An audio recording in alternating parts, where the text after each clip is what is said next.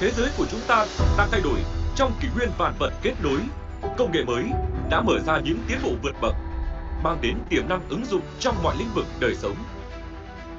Trong một thời đại như thế, những thế hệ tri thức mới của Việt Nam đã được chuẩn bị hành trang kiến thức như thế nào để hòa vào dòng chảy vũ bão này của thế giới. Với sứ mệnh dẫn dắt công cuộc giáo dục của đất nước và mang đến tri thức cho tất cả thế hệ trẻ Việt Nam, Nhà xuất bản Giáo dục Việt Nam hiểu rằng tiếng Anh chính là tài nguyên đưa người Việt bước vào kỷ nguyên số hóa toàn cầu.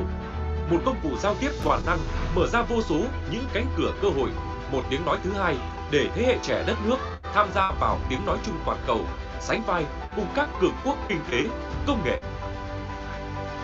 Trải qua thời gian nghiên cứu, hợp tác với nhiều nhà xuất bản giáo dục danh tiếng trên thế giới, đưa vào thực nghiệm tại nhiều trường phổ thông trên toàn quốc, được tinh chỉnh và thay đổi liên tục trong quá trình biên soạn để phù hợp với văn hóa, tư duy của người Việt. Nhà xuất bản Giáo dục Việt Nam trân trọng giới thiệu bộ sách giáo khoa tiếng Anh Global Success dành cho chương trình giáo dục phổ thông mới với những cải tiến vượt trội về nội dung học tập và phương pháp giảng dạy. Bộ sách trang bị cho học sinh Việt Nam kiến thức ngôn ngữ và kỹ năng học tập của thế kỷ 21 thông qua các hoạt động nhóm, hoạt động dự án, giúp cho học sinh làm chủ việc học tập, nghiên cứu, hướng tới trở thành những công dân toàn cầu tự tin chủ động, đáp ứng xu thế hội nhập. Bộ sách cung cấp một lộ trình học tập xuyên suốt, đáp ứng điều kiện giảng dạy và học tập đại trà môn tiếng Anh trên khắp mọi miền Tổ quốc, từ thành thị tới nông thôn, từ đồng bằng đến miền núi và những vùng biên giới, hải đảo. Bộ sách tiếng Anh Global Success được biên soạn đồng bộ thống nhất từ lớp 1 đến lớp 12 do giáo sư tiến sĩ Hoàng Văn Bân là tổng chủ biên, với đội ngũ tác giả 100% là người Việt Nam am hiểu môi trường giảng dạy thực tế, đặc trưng văn hóa và tâm lý người Việt Nam để chọn lọc, xây dựng nội dung, cấu trúc sách, hệ thống kiến thức, thực hành ngôn ngữ phù hợp cho cả người dạy lẫn người học. Chúng tôi gồm 22 tác giả từ nhiều vùng miền khác nhau ở Việt Nam, được Nhà xuất bản Giáo dục Việt Nam mời tham gia biên soạn bộ sách giáo khoa tiếng Anh mới. Bộ sách có tên gọi là Tiếng Anh Global Success. Bộ sách được biên soạn theo những mục tiêu và những yêu cầu cụ thể quy định trong chương trình giáo dục phổ thông môn tiếng Anh của Bộ Giáo dục và Đào tạo. Một chương trình ngoại ngữ hiện đại mới, lấy các bậc học của khung tham chiếu chung châu Âu làm chuẩn. Điều đặc biệt ấn tượng nhất đối với tôi khi dạy bộ sách giáo khoa mới này thì đầu tiên là hình ảnh rất là sống động, chữ và hình ảnh rất là kết hợp hài hòa với nhau. Các con rất là thích. Những cái chủ đề này nó rất là gần gũi, thân quen với cái cuộc sống hàng ngày của các em. Khi mà dạy online thì tôi thấy học sinh của tôi đều tham gia hoạt động này rất là tích cực. Và có nhiều hoạt động giải trí, vui chơi để các con có thể là vừa học vừa chơi. Trong quá trình biên soạn bộ sách tiếng Anh Global Success, Nhà xuất bản Giáo dục Việt Nam luôn hợp tác chặt chẽ về chuyên môn với các nhà xuất bản danh tiếng nước ngoài trong ngành giáo dục như Macmillan Education và Pearson Education. Bộ sách được tinh chỉnh tối ưu, tích hợp liên môn bằng việc đưa vào nội dung học tập các môn học khác, tích hợp kỹ năng, bổ sung hoạt động trải nghiệm và thực hiện dự án, cùng các phương pháp biên soạn mới được áp dụng. Giáo viên đều đánh giá là đã làm cả rất là nhiều, tạo cái khung thời gian cho chúng tôi có thể thỏa sức sáng tạo khi mà giảng dạy bài giảng. Chỉ cần chăm chỉ thôi là có thể giao tiếp tiếng Anh một cách trôi chảy được. Tất cả những thay đổi này là cần thiết trong bối cảnh công nghệ phát triển và xu hướng toàn cầu ngày càng mạnh mẽ, hứa hẹn sẽ là một hành trang đi cùng các em trong suốt quá trình học tập, làm việc và phát triển khi bước vào kỷ nguyên công nghệ số, thông qua một giáo trình giảng dạy của Việt Nam cho người Việt Nam đạt tiêu chuẩn quốc tế. Tiếng Anh thì có một cái cách là nó phải tiếp cận được với cả quốc tế. Cho nên đấy là lý do vì sao mà Nhà xuất bản Giáo dục Việt Nam bắt tay hợp tác với các nhà xuất bản nước ngoài để đảm bảo được hài hòa cái tính rất là nội địa nhưng mà nó lại đáp ứng được cái xu thế học tập. Collaboration started back in 2011 and that was 10 years ago. And it was based on the English course for primary schools in Vietnam, and that is Global Success today. And what it does, it also includes Vietnamese, Asian and international cultural values as well. So they are connecting not only to the world around them, but to the world in Asia, but also on the global scale as well. And so what we did was we mapped Tiếng and the global scale of English. So we were able to ensure that all of the key learning objectives are being covered throughout Tiếng and that the level also is progressing in a smooth and effective way. Một trong những ưu điểm vượt trội của bộ sách giáo khoa tiếng Anh Global Success là hệ sinh thái tài nguyên đồng bộ, phong phú và luôn cập nhật, hỗ trợ các thầy cô giáo và các em học sinh trong suốt quá trình giảng dạy và học tập, giúp giáo viên nâng cao tối đa chất lượng dạy học, giúp học sinh học tiếng Anh hứng thú, hiệu quả hơn.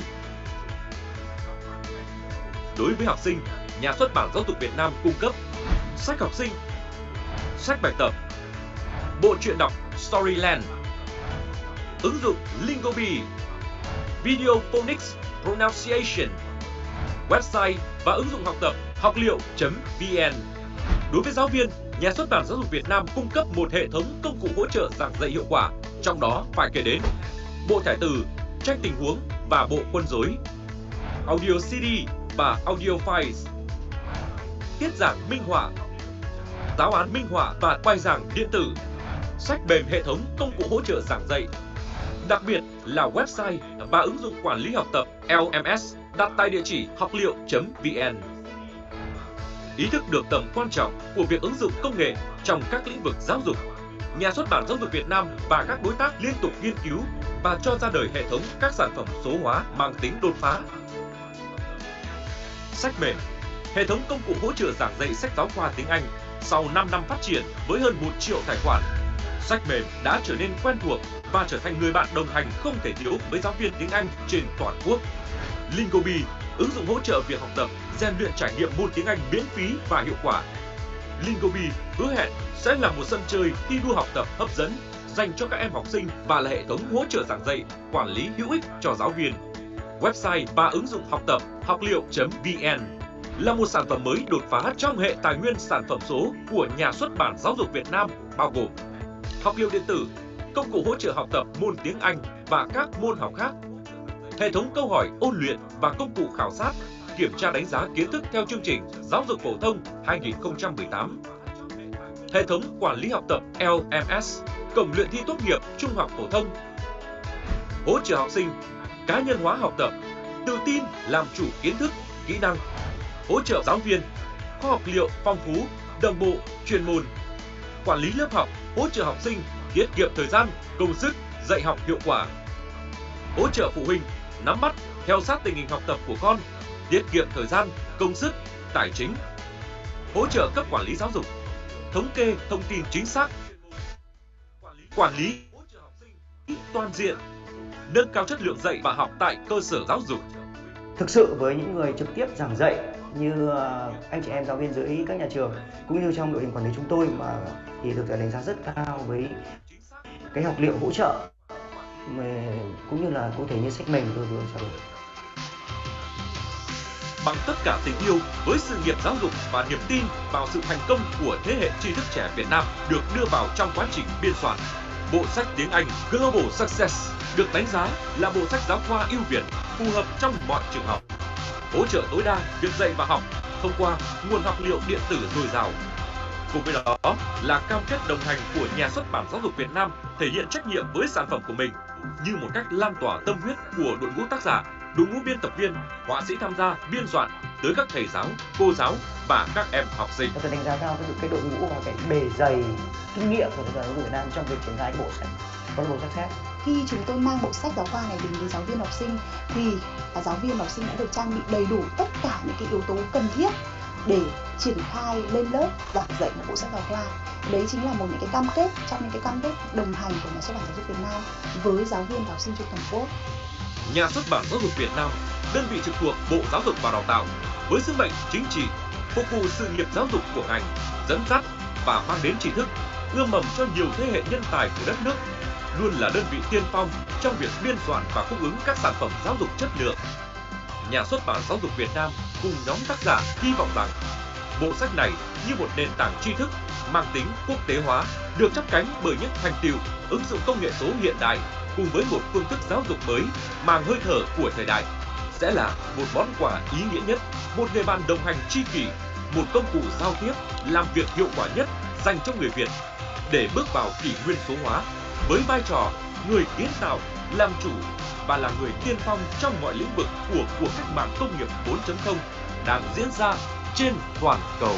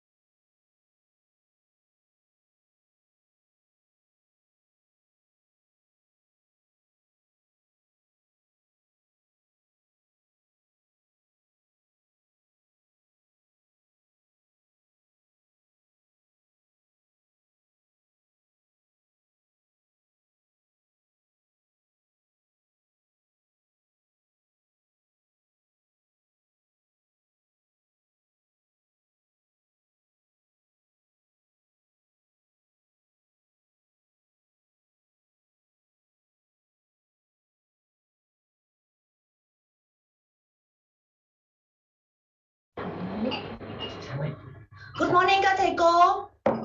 Vâng, về phía đầu cầu ban tổ chức muốn check âm thanh một chút ạ. Các thầy cô có nhìn thấy rõ hình rõ tiếng không ạ? Nếu các thầy cô nhìn rõ hình rõ tiếng thì vui lòng thả tim giúp cho ban tổ chức ạ. Vâng, chúng ta còn khoảng 1 phút nữa sẽ bắt đầu buổi hội thảo ngày hôm nay. Và hiện tại, vâng, cảm ơn các thầy cô ạ. Vâng, ban tổ chức đã nhận được rất nhiều tim rồi ạ. Vâng, cảm ơn các thầy cô rất là nhiều. Vâng, chúng ta sẽ chờ thêm khoảng 1 đến 2 phút nữa để các thầy cô khác đang join vào hội thảo của chúng ta. Và sau đó thì chúng ta sẽ bắt đầu buổi hội thảo ngày hôm nay ạ. Cảm ơn thầy cô rất là nhiều. Vâng, một buổi sáng rất tốt lành với rất nhiều trái tim yêu thương gửi từ các đầu cầu của các thầy cô giáo. Cảm ơn thầy cô rất là nhiều ạ. Vâng, lại còn được tặng hoa nữa ạ. Vâng, rất nhiều hoa hồng và trái tim. Cảm ơn các thầy cô. Cảm ơn thầy cô rất là nhiều. Vâng, một buổi sáng rất tốt lành với rất nhiều trái tim yêu thương gửi từ các đầu cầu của các thầy cô giáo. Cảm ơn thầy cô rất là nhiều ạ. Vâng, cảm ơn các thầy cô rất là nhiều ạ. Rất nhiều hoa hồng và trái tim. Cảm ơn các thầy cô.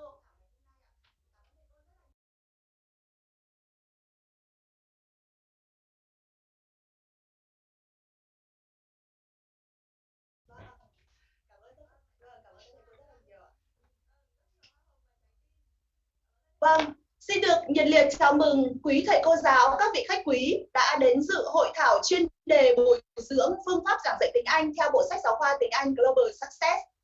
Thay mặt cho ban tổ chức, Nhà xuất bản Giáo dục Việt Nam xin được kính chào và gửi lời trân trọng cảm ơn tới các thầy cô là lãnh đạo sở, các phòng giáo dục, cán bộ quản lý, chuyên viên phụ trách và toàn thể các quý thầy cô giáo đang dạy tiếng Anh đã tham dự buổi hội thảo ngày hôm nay.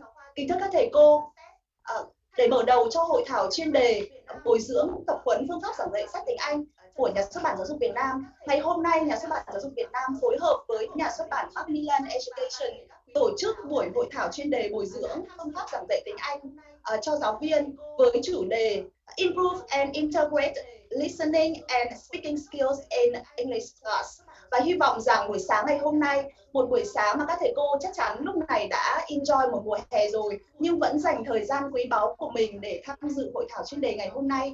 Xin được trân trọng cảm ơn các thầy cô và ban tổ chức. Chắc chắn rằng trong 2 tiếng của buổi sáng hôm nay sẽ là 2 tiếng thực sự hữu ích, thật sự giá trị và thực sự rất là hạnh phúc đối với các thầy cô. Vâng, kính thưa các thầy cô, ngày hôm nay tham dự buổi hội thảo ngày hôm nay, Nhà xuất bản Giáo dục Việt Nam xin được trân trọng giới thiệu sự hiện diện của tất cả các quý thầy cô giáo đến từ 28 tỉnh thành của phía Bắc, khu vực phía Bắc. Và về phía Nhà xuất bản Giáo dục Macmillan xin được trân trọng giới thiệu với quý thầy cô có sự tham dự của bà Hồ Hạc Bảo Quyên, trưởng đại diện Macmillan Education tại Việt Nam. Và giảng viên chính, diễn giả chính của chúng ta hôm nay xin được trân trọng giới thiệu thầy giáo trainer speaker Derek Spafford. Thầy là giám đốc chuyên môn khu vực châu Á của Nhà xuất bản Macmillan Education. Vâng, xin được trân trọng giới thiệu với quý thầy cô sự hiện diện của thầy Derek Spafford và bà Hồ Hạc Bảo Quyên. Vâng, thưa quý thầy cô, ngày hôm nay hội thảo ngày hôm nay sẽ giúp các thầy cô sẽ có những hiểu biết sâu sắc hơn về các kỹ năng nghe nói sẽ được triển khai trong bộ sách giáo khoa tiếng Anh Global Success, cũng như chúng ta sẽ có những cái cơ hội để tìm hiểu các cái kỹ năng tiếp thu, ví dụ như kỹ năng nghe sẽ được sử dụng là hình mẫu cho các kỹ năng sản sinh như là kỹ năng nói như thế nào, và từ đó các thầy cô sẽ có những cái trải nghiệm về các cái kỹ thuật giảng dạy tích hợp các kỹ năng này và phát triển mở rộng trong các giờ học tiếng Anh của mình như thế nào. Thầy Đeo cũng sẽ cung cấp và phát triển cho các thầy cô những cái hoạt động thực hành thực tế để giúp các thầy cô có những cái ý tưởng ứng dụng ngay vào lớp học của mình. Vâng, trước khi bắt đầu buổi hội thảo và những chia sẻ kinh nghiệm ngày hôm nay thì cũng trân trọng được giới thiệu với quý thầy cô thầy Derek Spafford. Thầy là giám đốc chuyên môn khu vực châu Á của Nhà xuất bản Macmillan Education. Thầy đã có 25 năm kinh nghiệm trong lĩnh vực giảng dạy tiếng Anh ERT và 11 năm làm việc cho Hội đồng Anh tại Thái Lan, nơi thầy đã lên kế hoạch và phát triển chuyên môn của giáo viên trong những bối cảnh khác nhau, bao gồm cả trường tư thục và trường công. Thầy là một trong những nhà giáo dục vô cùng tâm huyết và phát triển mạnh trong việc tích hợp các phương pháp và ý tưởng dựa trên nghiên cứu các khóa học và hỗ trợ giáo viên thực hiện các chiến lược học tập hiệu quả trong lớp học. Và hy vọng trong 2 tiếng buổi sáng ngày hôm nay chúng ta sẽ được enjoy những chia sẻ kinh nghiệm vô cùng quý báu của thầy và sẽ ứng dụng những cái kỹ thuật đó trong việc dạy học của mình, không chỉ đối với bộ sách giáo khoa tiếng Anh Global Success mà còn với cả các bộ sách giáo khoa tiếng Anh khác. Thưa các thầy cô, chúng ta đang được tham dự hội thảo chuyên môn trên nền tảng trực tuyến Zoom webinar. Với những tính năng trong khán phòng Zoom này thì các thầy cô chúng ta sẽ chỉ có thể trao đổi qua chat box và đặc biệt là qua Q&A. Vì vậy để tránh việc các cái câu hỏi thảo luận sau này trong phần Q&A của cuối hội thảo bị trôi tin nhắn thì các thầy cô vui lòng sẽ nhắn tin vào mục Q&A. Vâng, ở đó câu hỏi thì các diễn giả cũng như các nhà chuyên môn của Nhà xuất bản Giáo dục Việt Nam và Macmillan sẽ đọc được những cái tin nhắn của các thầy cô và chúng tôi có thể trả lời phúc đáp một cách đầy đủ nhất. Vâng, hiện tại thì các thầy cô vẫn đang join in vào khán phòng Zoom và điểm danh một cách rất nghiêm túc. Cảm ơn các thầy cô rất là nhiều ạ. Vâng, số lượng hiện tại và ban tổ chức đang nhìn thấy đã lên đến 1.500 giáo viên rồi và vẫn đang tiếp tục join in. Buổi hội thảo được trực tiếp trên nền tảng Zoom webinar và phát trực tiếp livestream trên kênh YouTube của sách mềm. Vì vậy với các thầy cô nếu không thể join in vào nền tảng Zoom này có thể xem trực tiếp trên kênh YouTube sách mềm. Và tất cả buổi hội thảo ngày hôm nay nội dung chúng tôi sẽ ghi lại và phát lại gửi lại cho các thầy cô có thể nghiên cứu. Với các thầy cô không có cơ hội tham gia buổi hội thảo ngày hôm nay, xin cảm ơn các thầy cô rất là nhiều. Vâng, với nền tảng và tính năng của khán phòng Zoom webinar thì các thầy cô sẽ chỉ có thể trao đổi và chia sẻ qua mục Q&A và mục chat box. Tuy nhiên thì ban tổ chức vẫn rất mong muốn là với những tin nhắn hỏi về chuyên môn hoặc trao đổi về chia sẻ về phương pháp cũng như những câu hỏi mà chúng tôi có thể giải đáp đầy đủ cho các thầy cô thì các thầy cô vui lòng chúng ta sẽ nhắn tin vào cột Q&A. Và chút nữa thì thầy Đeo trong cái quá trình giảng dạy của mình, thầy sẽ có những cái trao đổi với các thầy cô để chúng ta có thể tương tác trong cái mục Q&A này. Vâng, cảm ơn các thầy cô rất là nhiều.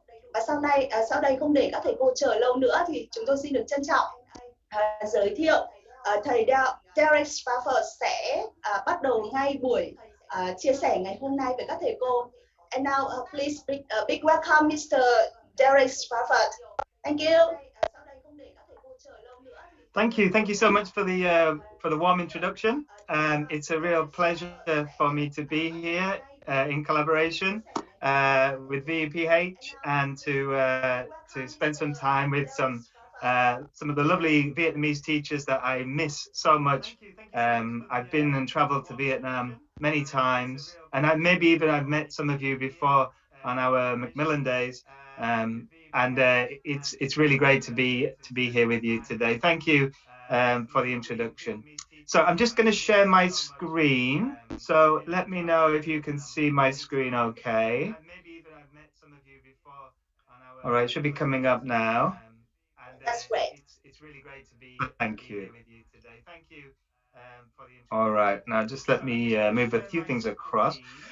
Okay, yeah, so today we're going to be doing some teacher training. As mentioned, we're going to be looking at a couple of things. We're going to be looking at some listening and some speaking, and then how they are integrated. But before we begin, just a couple of things that I just want to mention. I have two screens here, and one of the screens has got the chat on the screen. So if you see me looking up like this, I'm not distracted by anybody. I'm actually looking at the chat, which is on a different screen. So we can use the chat a lot today if you want to. Bear in mind that there are a lot of participants today, a lot of teachers. So if I miss anything that you've said, please forgive me. I can't see everything that everybody is writing. If I speak too quickly, then just tell me, say in the chat, please slow down. Or if I'm speaking too slowly, again, just let me know. Just give me feedback as we go through this session. So we're going to start with a little warm-up activity. So there's a nice picture of me on the board here. And what I want to do here is practice our listening skills to start with. And I want you to try and make some guesses about me. So you probably don't know me. So I'm going to read some sentences to you. And I would like you to finish the sentences or to add words. So, for example, you can see here my name on the screen here. All right. So if I say to you, my name is Beep. Okay, this is a beep dictation. My name is Beep. In the chat box, you will write the word that is replaced with beep. Okay, so if I say my name is Beep, what will you write in the chat box? Exactly, you're right, Del. Okay, so a very simple activity that you could do with your students if you wanted to. It's a nice little listening activity. And you're going to try and guess now about me. All right, I'm going to introduce myself.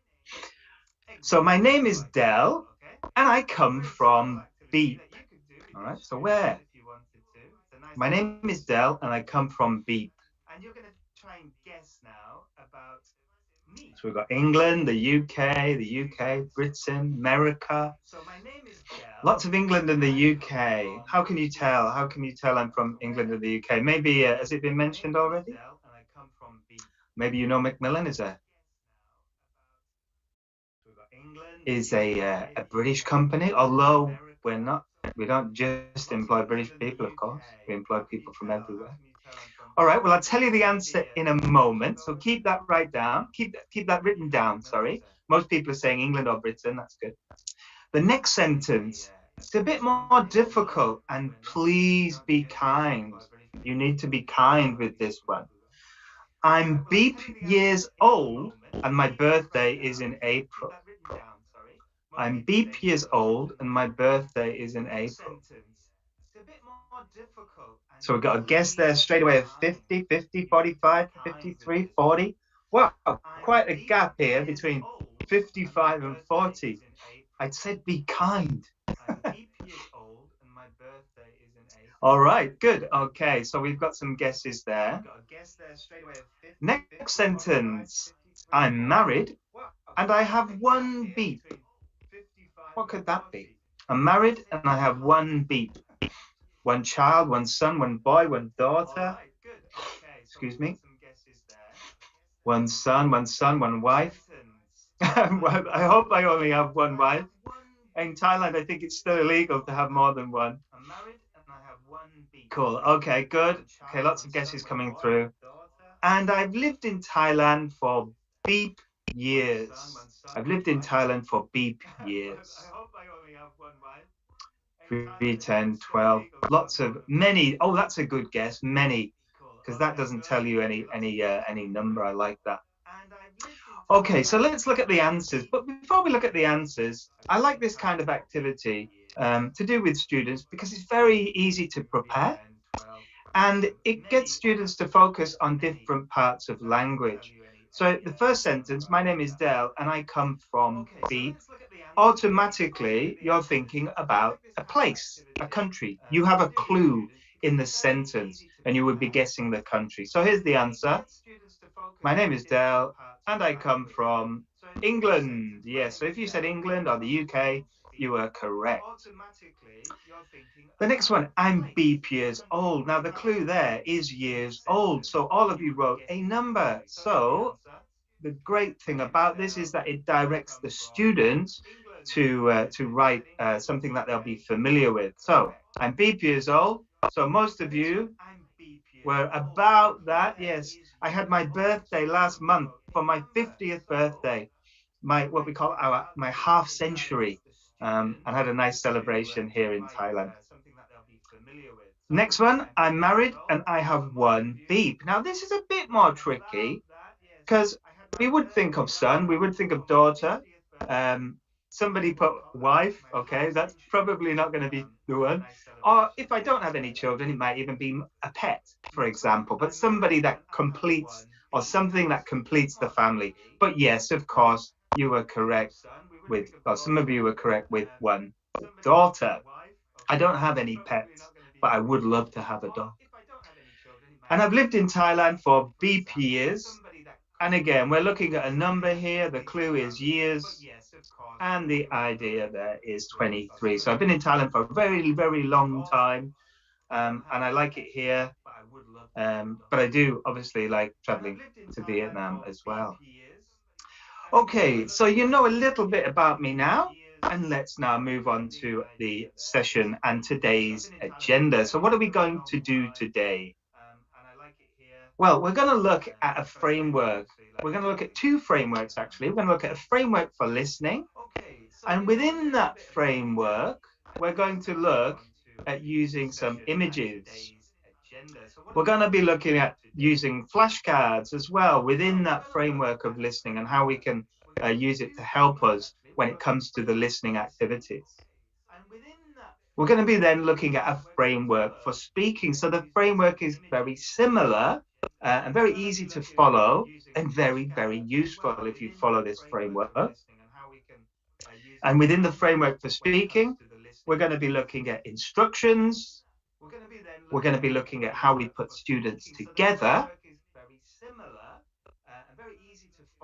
And we've got some color coding. So the green is all about listening. The blue is about speaking. And we put those together. And then we'll have some integration as well. So whenever you see these color codes, you can match them to whether we're thinking about listening or speaking or integrating both of the skills. Now, I would argue that you can't really do listening. You can't really do speaking skills without listening skills. So all of those skills are integrated at some point. But with listening, we can see how we can adapt the listening to integrate the speaking skills as well. Now, if you have any questions as we go through, I would suggest you use the Q&A tab, or you can put them into the chat. But if you put them into the chat, I might not see them because there's a lot of people in the chat. At the end of the session, we will have a Q&A session. So don't worry if you've missed anything, but I need to see them in the Q&A in order to answer the questions that you might have. And as we go through, I'll be sharing some documents with you, some PDFs that will give you some more information about some of the things that I'm going to talk about. So look out for those in the chat box as well. I will copy them into the chat box. Okay, so here we go. So we're looking at three of our global success, Tiếng Anh 1, 2, and 3 today. For the first part, for the listening, we're going to be looking at 1 and 2. And the reason for doing this is mainly because 1 and 2 are very similar in the breakdown of the units. So we've got these different stages of the unit, 8 stages. And for listening, you can see there are 4 opportunities here for real listening practice.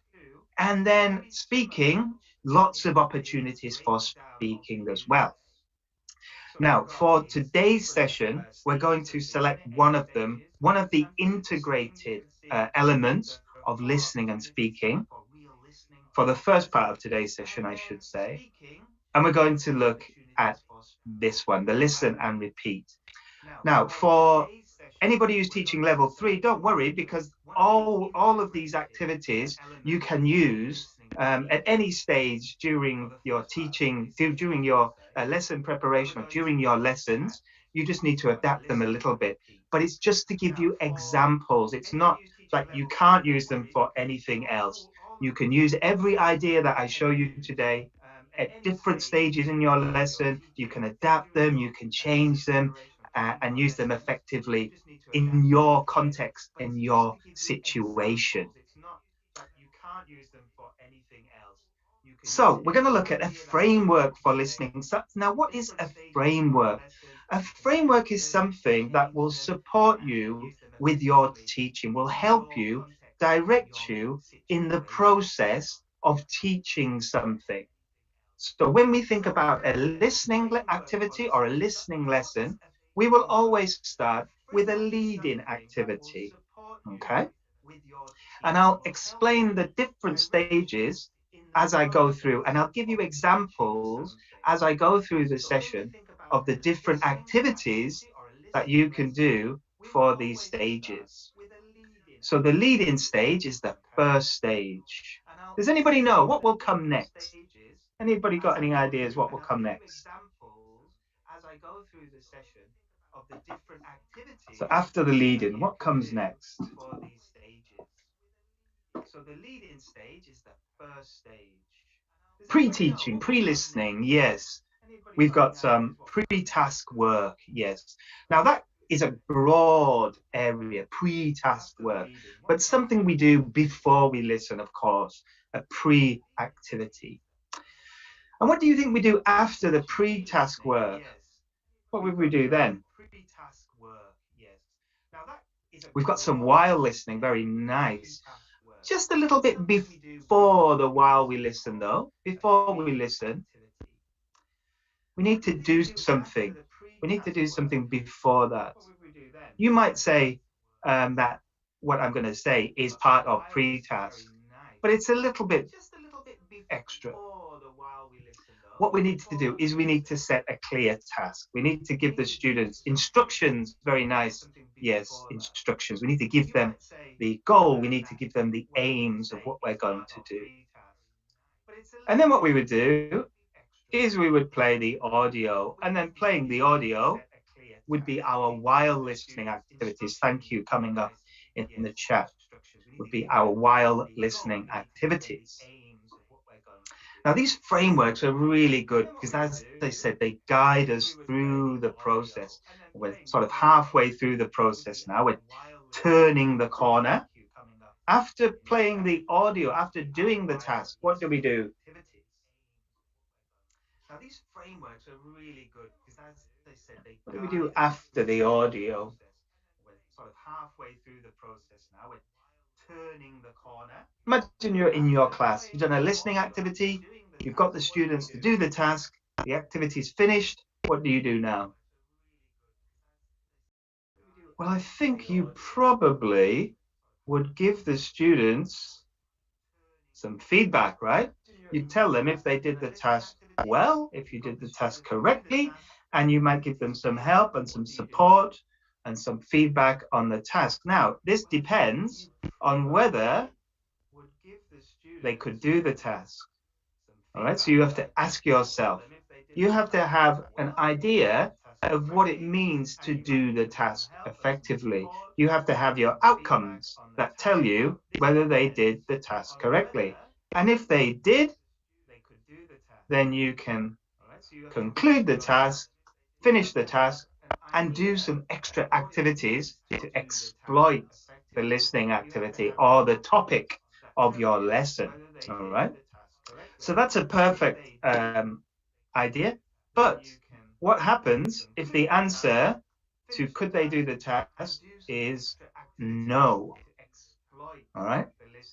So what you need to do now is what? The answer is no. What do you need to do? This is quite important. What happens if the answer? Play it again, listen again, okay? No. All right. That seems like the right thing to do. Skip, elicit, listen once more, okay? Ah, thank you very much, Miss Ha. That is the correct answer, yes. Imagine you are learning a different language, a foreign language, okay? And you listen to something and there's a task for you to do, but you can't do the task. There could be two reasons. It could be because you didn't hear, but it could be because you just can't do the task. You haven't got the information. Maybe the instructions are not clear. Maybe you don't have the vocabulary. Maybe you don't have the language needed to do the task. So Miss Ha, who said give them some clues, is correct. You need to give them some additional support and then play the audio again. If you just play the audio again, they might just be in the same situation. It doesn't matter how many times you play something, if they don't understand, playing it again is not going to help them understand it again. It just makes them realize that they're never going to understand it until they get the information that they need. So this is where you need to monitor, you need to check understanding, you need to check instructions, give clues and play again. Yes. Good job. Some questions related to the task. Thank you. Yeah, you got the idea. And then when you've done that, you go back in the circle. Could they do the task? Yes. And then you conclude. All right. So you have to be careful about that, whether they can't do the task, and then thinking about why they can't do the task. All right. Let's have a look now at the leading activity. Okay. So we'll go back to our framework. The first thing we're going to look at is the lead-in. Let's have a look at what is a lead-in. So first of all, here's a question for you. Why do we need a lead-in activity?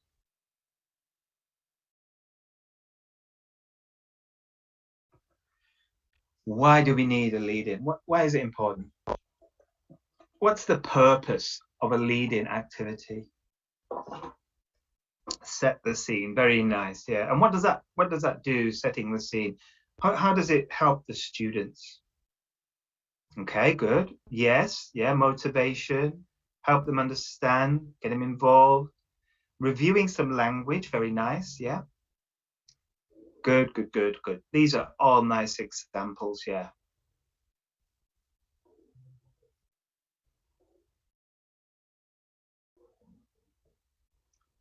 Very, very nice. 1 second. I'm just looking at the Q&A. Aims, giving students clues, paying attention to the lesson. Yeah, all of these things. Yeah, getting them ready for the lesson is a key area. So for me, yeah, a leading activity, the key things is to stimulate interest, to find out what they already know about the topic. Okay, so maybe you're thinking about teaching them some new vocabulary, but maybe they already know that new vocabulary. So why would you teach them something they already know? Maybe you can go more, give them more vocabulary that they need. Help them understand is a key area. And maybe introduce the language as well. Introduce some of the language and the vocabulary, and also the topic and the material that we're going to be studying. So there are lots and lots of leading activities that you can do. I'm sure you've got lots, and if you want to share them, put them in the chat box, share with each other. You can use pictures, which is obviously what we're going to look at a little bit today, and they're a great tool, and we will look at those in a moment and how we can use some simple ideas to really get a lot of information from a picture. But we can also use sounds. We can play sounds to stimulate interest. Now, I love the ideas of using sounds because sounds, like smells, like when you smell something, it brings lots and lots of images to the mind. It can, when you smell something, for example, you can often bring back a memory from the past. And when you listen to something, it can have a similar effect. They're very, very powerful at bringing images into the mind. So I'm just going to play a sound to you now, and I want you to tell me what is the topic of the lesson. Okay, I'm going to play a sound, and you tell me what is the topic of the lesson. Now, I just have to be careful that I am not going to show you my picture. So let me just black. Okay, yeah, so that's my question. Listen, and what is the topic of the lesson? Okay, just listen carefully. Here we go.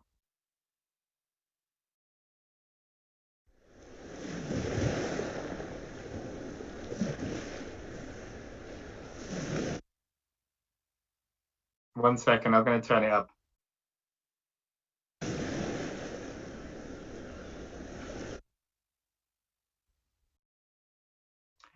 Good. I've only played it for a very, very short time. We've got the ocean and the beach, the weather as well, the ocean and the beach. Yeah. There you go. Summer vacation. Very nice. So hopefully you're all now thinking about the beach. You're thinking already maybe about your last holiday that you had at the beach. You're thinking about being in Da Nang, which is where I would like to be right now. You're thinking about all the activities that you can do on the beach and all the things that are related to the beach and the seaside. So if you think about using these sounds, it's a really interesting, nice way to get your students to really deeply think about the topic. So you're correct. Here is our lesson. Let me just stop the sound. There we go. And here is our lesson that we're looking at today. So we're going to look at, for the first part, for the listening activity, we're going to look at Unit 3 at the seaside. Okay. So students have told me already. I can't stop the sound for some reason. Let me stop it. There we go. One second. For some reason the sound keeps playing, so I'm going to stop sharing my sound now. Here we go. So even if it plays now, you won't hear it. Although it is quite a nice sound, isn't it? But maybe you're all sat there at work thinking, oh, I wish I was at the beach now, not here with Teacher Del. So there are lots of leading activities you can do. One of them is to use the pictures. Now the pictures are fantastic. They're so bright, they're so colorful. They introduce the unit so well. So I would suggest that you do use the pictures and get students to label the pictures. So if you have an opportunity, you could maybe even get them to write them, just write whatever they can in their books and label the pictures, or you could blow up the picture. You'll notice here that I've taken out the key words, all right? Because I don't want you to see the words at the moment. I don't want my students to see the words at the moment. I want to see if they know the words without reading the words, okay? So this is why I haven't used the pictures at the words at the moment, and I've taken those out. So students can label this picture, lots of nice words on here that they can see. They've already been excited about going to the beach because they've heard those sounds. And what we can also do is use what we call visible thinking routines. So these are very simple activities where we ask students to see, we ask them to think, and then we ask them to wonder. Now you can use these with every age of learners. You can use these with students who are studying level 1. You can use them with students who are studying, who are adults who are studying as well. They can be used for any age, but all you have to do is think about the help and support that you need for this activity. And just going back to labeling the picture. Now you can label the things in the picture, of course, so you can see the different things in the picture, the different vocabulary items. But with a picture like this, you can also think about feelings as well. So what might the boy be feeling? What might the father be feeling? What might the girl be feeling as well? And bring lots of images, lots of vocabulary. Now with the see, think, wonder, we look at it like this. So the first thing we do is we ask the students, what can you see? So what can you see in the picture? Give me some ideas. What can you see? Let me just clean my glasses. I think I've got a bit of blurry.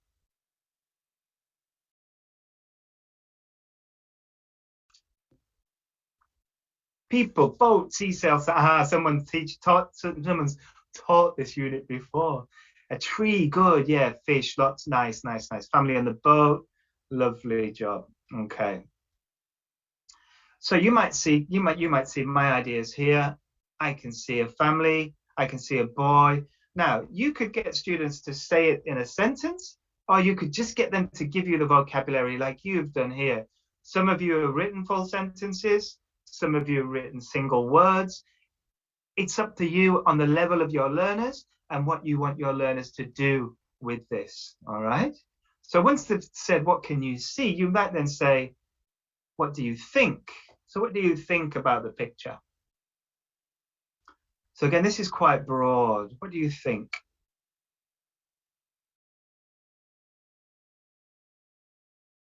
Okay, you think they're happy, okay. Think it's happy, you think funny, you think it's a beautiful picture, good. So talking directly about the people and talking about the picture, good. So you're going to get lots of nice ideas. Now I'm very lucky because we have a lot of participants. In your class, you might just have 1 or 2 students who are coming up with these ideas, particularly if they're little younger students. So you might need to help them, you might need to guide them. So with visible thinking routines like this, you could put them into groups and you could get them to talk together. You could allow them to use their first language. So if your students are Vietnamese, of course, they could talk in Vietnamese and then come back to you and you can help them be able to use that language that they know in these routines. So you might come up with things like this. And then the last one, what do you wonder? So again, your students might not know that word, wonder. What does that mean? So you might need to teach them this word wonder. So what do you wonder about this picture? Now, I wonder, look, he's caught this fish. What do you do with a fish after you catch a fish? I wonder what he will do with the fish. I wonder where they are, very nice. Good, yeah. I wonder what they do on a summer vacation. Yeah, now I got this one.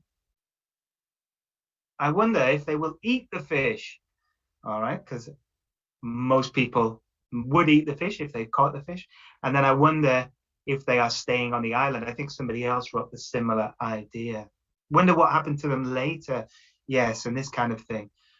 So depending on the, again, as I said, the level of the students will require the different support that you need to help the students and guide them through these simple questions that bring lots and lots out of the picture.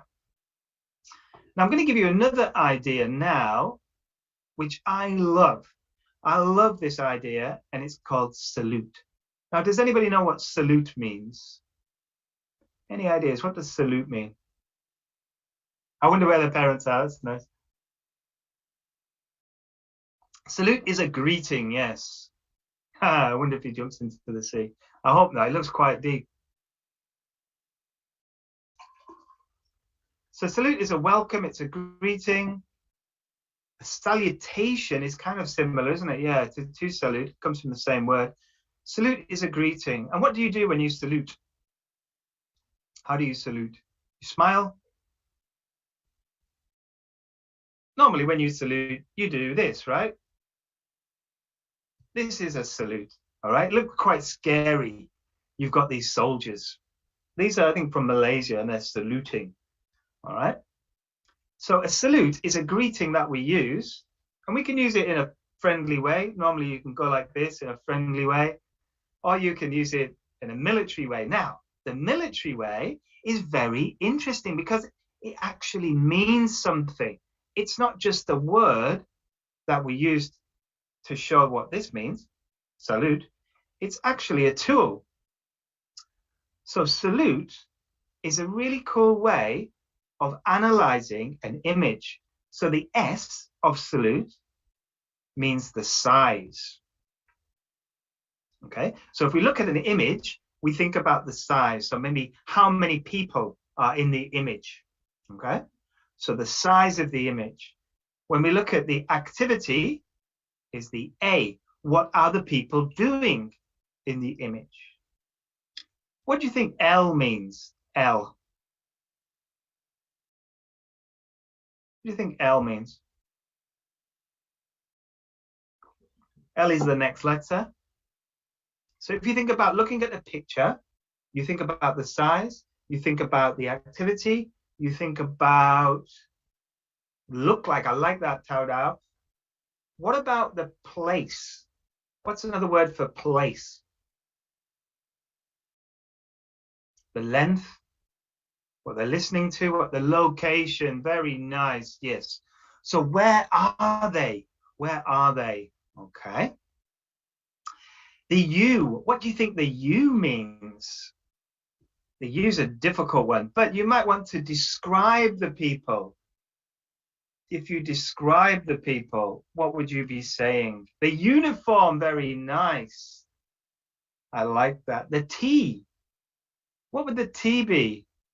Maybe the T would be the time, very nice. And then the E. If you could go back to our image in the E, how do they get emotions? Oh, very nice. I think you could also change it for emotions as well.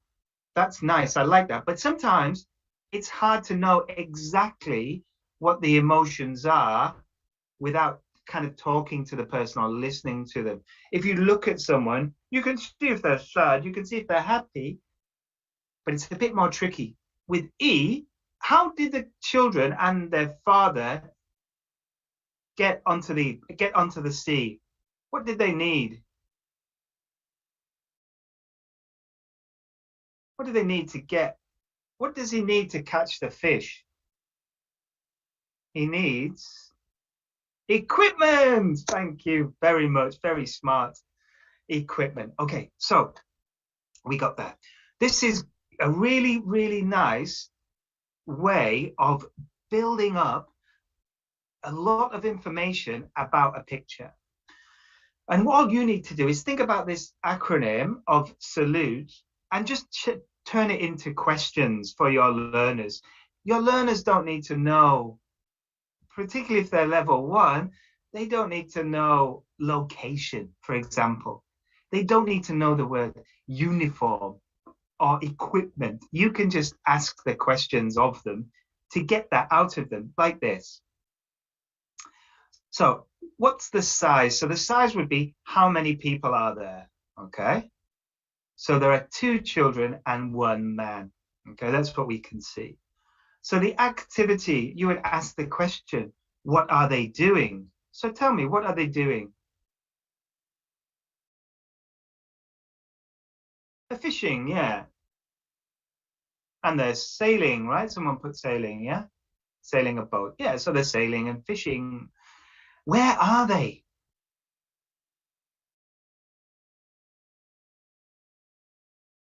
They're on an island, they're in the sea, on the beach, Yeah, so they're on a boat in the sea, yeah. And what are they wearing? What are their clothes that they're wearing? t-shirt, swimsuits, yeah, lots of different t-shirt and shorts. That's what I've got, yeah, shorts and a t-shirt. What time is it? What time of day is it? It's morning. It's in the morning. How do you know it's in the morning? Maybe because of the sun, right? Yeah, but maybe the sun is going down as well. So I think we're not sure. It could be AM or PM. And then the last one, equipment. So equipment is very easy. What else can you see in the picture? So this is when we build up the vocabulary around the picture. So we can see boat, sails, fishing rod, life jacket. And we can really allow our strong students to give us lots of ideas and our weaker students to just come up and get a lot of information and also give their own ideas as well. So if I ask the first question about this picture and I ask students to tell me the vocabulary, they'll come up with words, that's fine. But if I ask them using this idea of salute, I get lots and lots of rich information and I can put the vocabulary into different categories as well. So the idea that they will get a deeper understanding of the image through this activity. So I suggest you use this. And as I said, you can use it with level 1, you can use it with adults as well. It's a really useful tool. Now we look at our framework. If we look at our framework, we're now going to look at our pre-task work. Okay, so we've done our lead-in, and now we're going to look at the pre-task. So the pre-task work is to find the S words in the picture. All right, so I think we've looked at those before. What the pre-task does is it really helps us to support our learners. It helps us to scaffold for the activity to come. Scaffold means support as well. It gives them lots of help and support. And these tasks could include what we call discovery tasks, using the image. So we've kind of looked at the image before in the lead-in, and now we can bring these words out and direct it into the aims of our lesson. So you've already given me lots of S words. Thank you so much. Yeah. And now I can show them what S words you can see in the image. You've done that already. And now I can start to actually pre-teach what we're looking at in the lesson. The outcomes, the aims of the lesson are the S sound and the S sound. Okay, so recognizing the S sound and being able to say it as well. Okay, so we would pre-teach the sound. And when you pre-teach the sound, don't forget to show them how the sound is made. All right, throughout the levels 1 and 2 and 3, they have to make sounds, right? And we can say the sounds, but sometimes that can be a challenge if we don't know where to put our tongue, or where the noise comes from. Does it come from our breath, or does it come from our vocal cords, or where does it come from? So we need to find out where. So when we make the S sound, we close our mouth, close our teeth, and we put our tongue behind our teeth. And you can explain this to the students, and you can explain it in the first language, that's fine, and get them to say that sound. S, S, S. Pre-teach it, drill it. This then consolidates their guesses because they can see the words, they can hear the sounds, and it also introduces the aims of the task. Now we can do a bit of prediction. Now I think most of you have seen this unit before, right? Yeah, good examples. Or Z. You can practice, can't you? You can show them the difference. I like that in the chat. Somebody's put S or Z. So you can actually show them the difference between the sounds.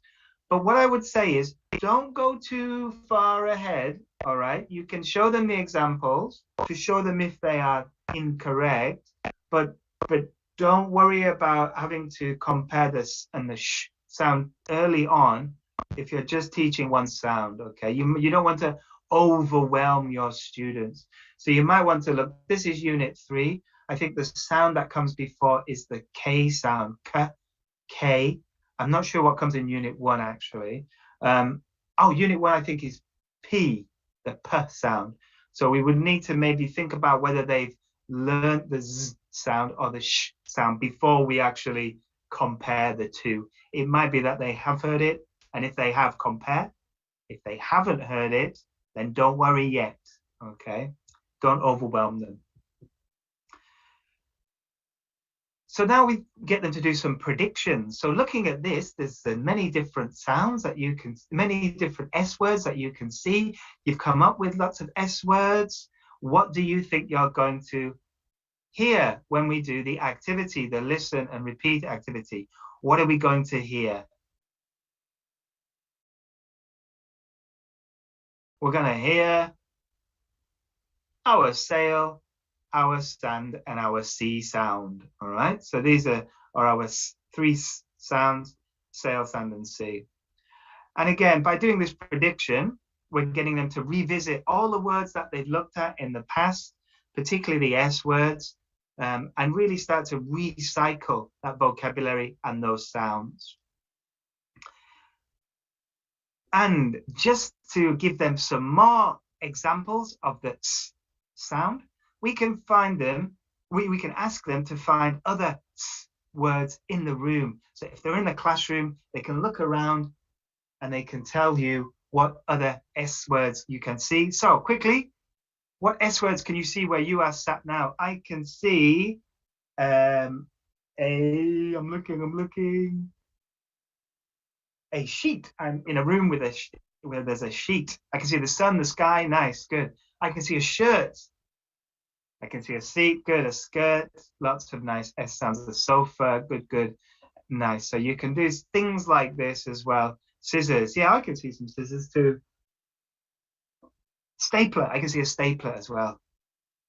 All right, so get them to really focus on that S sound. Now you're going to move on to setting a clear task. Now, when you set a clear task, you have to model the task. What does it mean to model? Hello, Sarah. I can't see you, but Han can see you. What does it mean to model a task?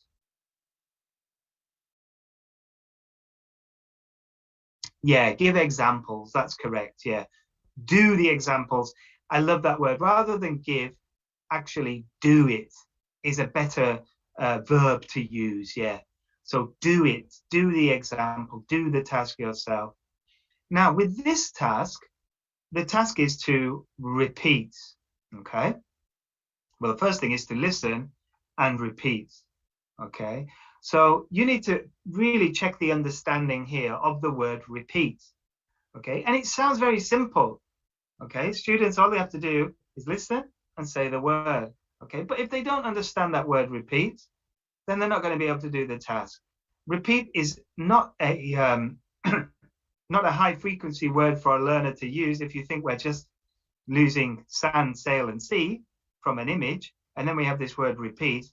They might have not understand that. So make sure, kiss, very nice. Keep K-I instructions, short S, simple S. KISS. Use that acronym. That's really nice. Thank you. Keep it short and simple. Yeah. But also do the activity.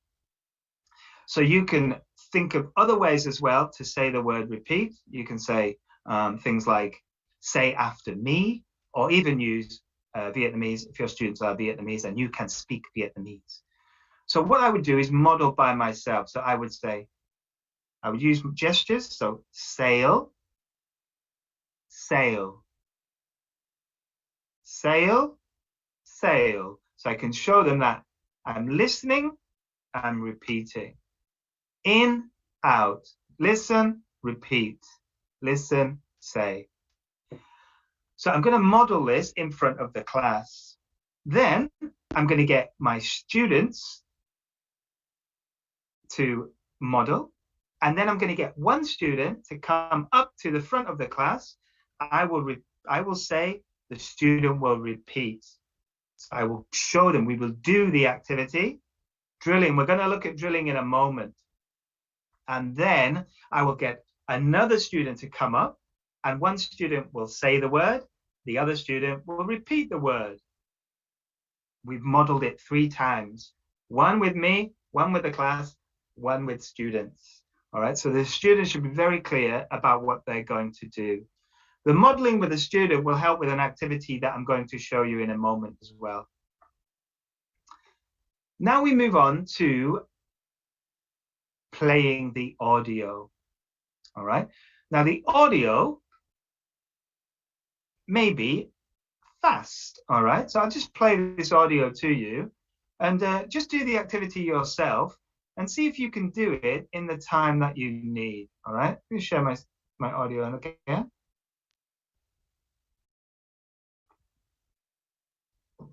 Unit 3. At the seaside.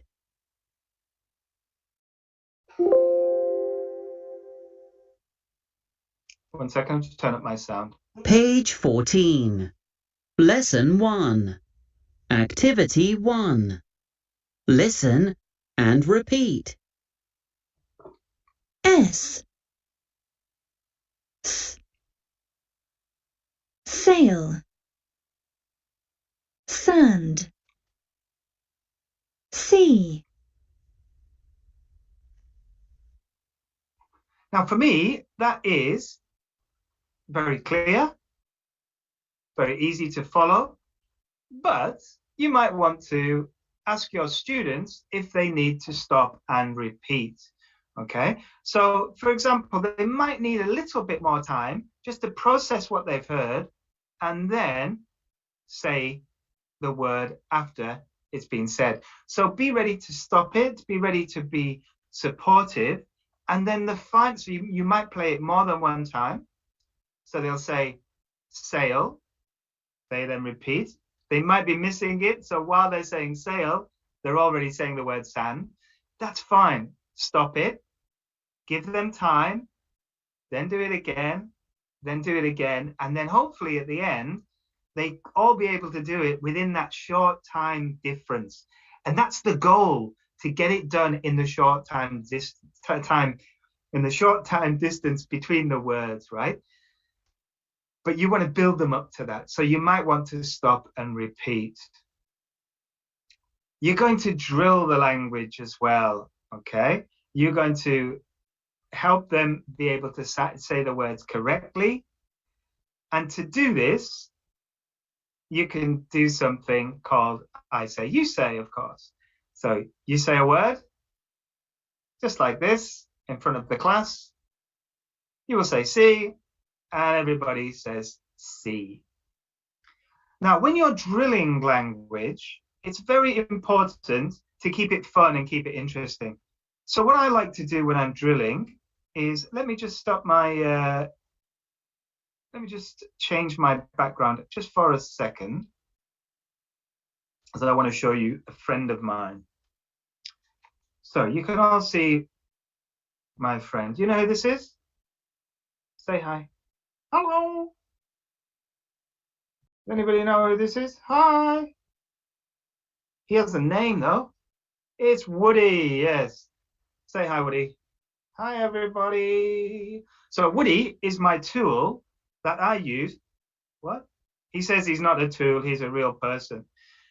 He's my tool that I use for drilling, okay, particularly with young learners. So instead of me going see, and they all go see, I'm going to use Woody. So Woody, can you help us? Sure. See, and they will all go see. Okay, using a puppet just brings a bit more life to the lesson. It helps the students focus less on the teacher, focus on the puppet. It's a bit more fun, it's a bit more interactive, and you can also have fun. So Woody might say, he says he wants to try different ways of drilling. Are you sure? He says yes. So Woody's going to do different ways. So he's going to go see.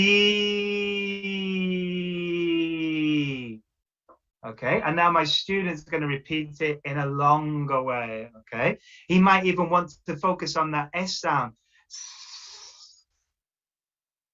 See. So the students will really, really focus on the S sound. They'll do it more if they've got Woody. Woody might want to shout, see. He might want to whisper, see. He might want to sing the word, see. So that the students are going to be doing different ways. And then always at the end, you say the word as you would normally. Woody, can you say it normally, please? Sure. See.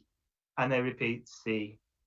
Okay, so make sure you're using some kind of puppet, whether it's just a doll like mine, or you've got a hand puppet, or you've got even a finger puppet.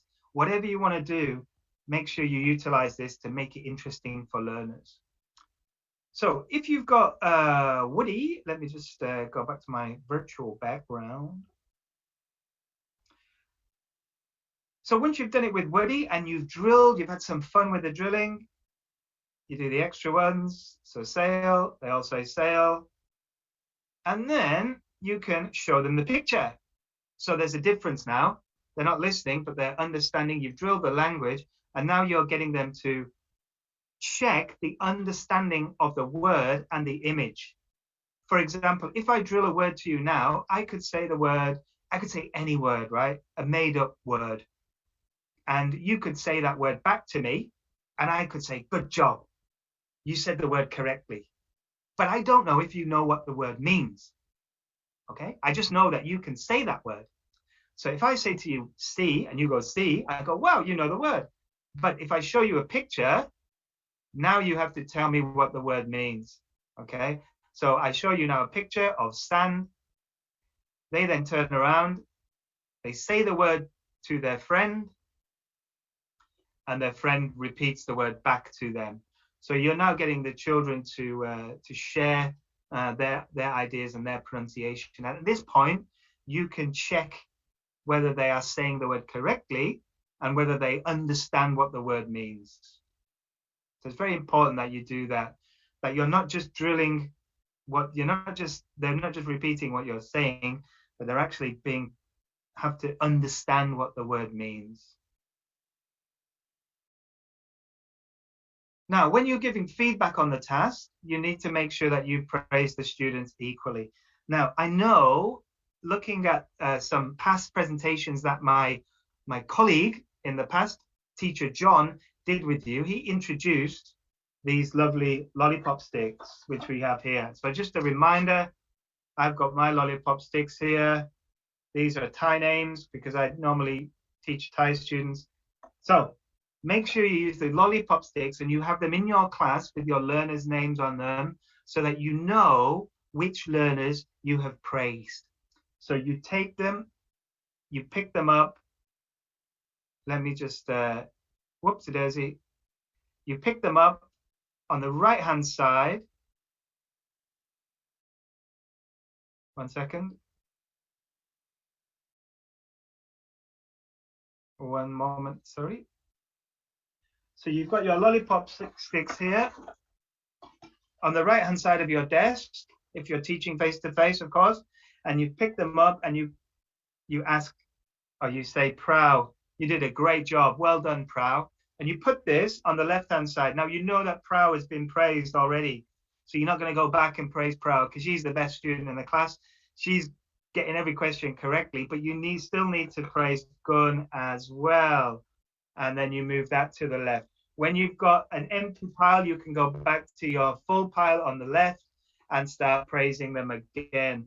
But keep a record of who you've praised. It's very important because people, or I say people, students can feel left out if they're not praised equally. Praise their efforts.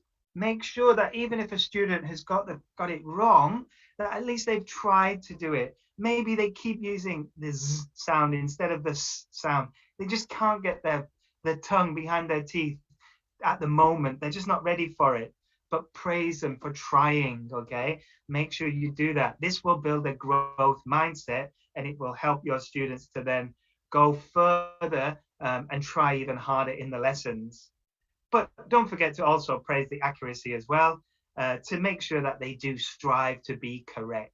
But I sometimes think with young learners that the effort is more important than the accuracy at this stage. If they're trying, that's just such a key thing, and they will get there in the end if they have that attitude to keep trying.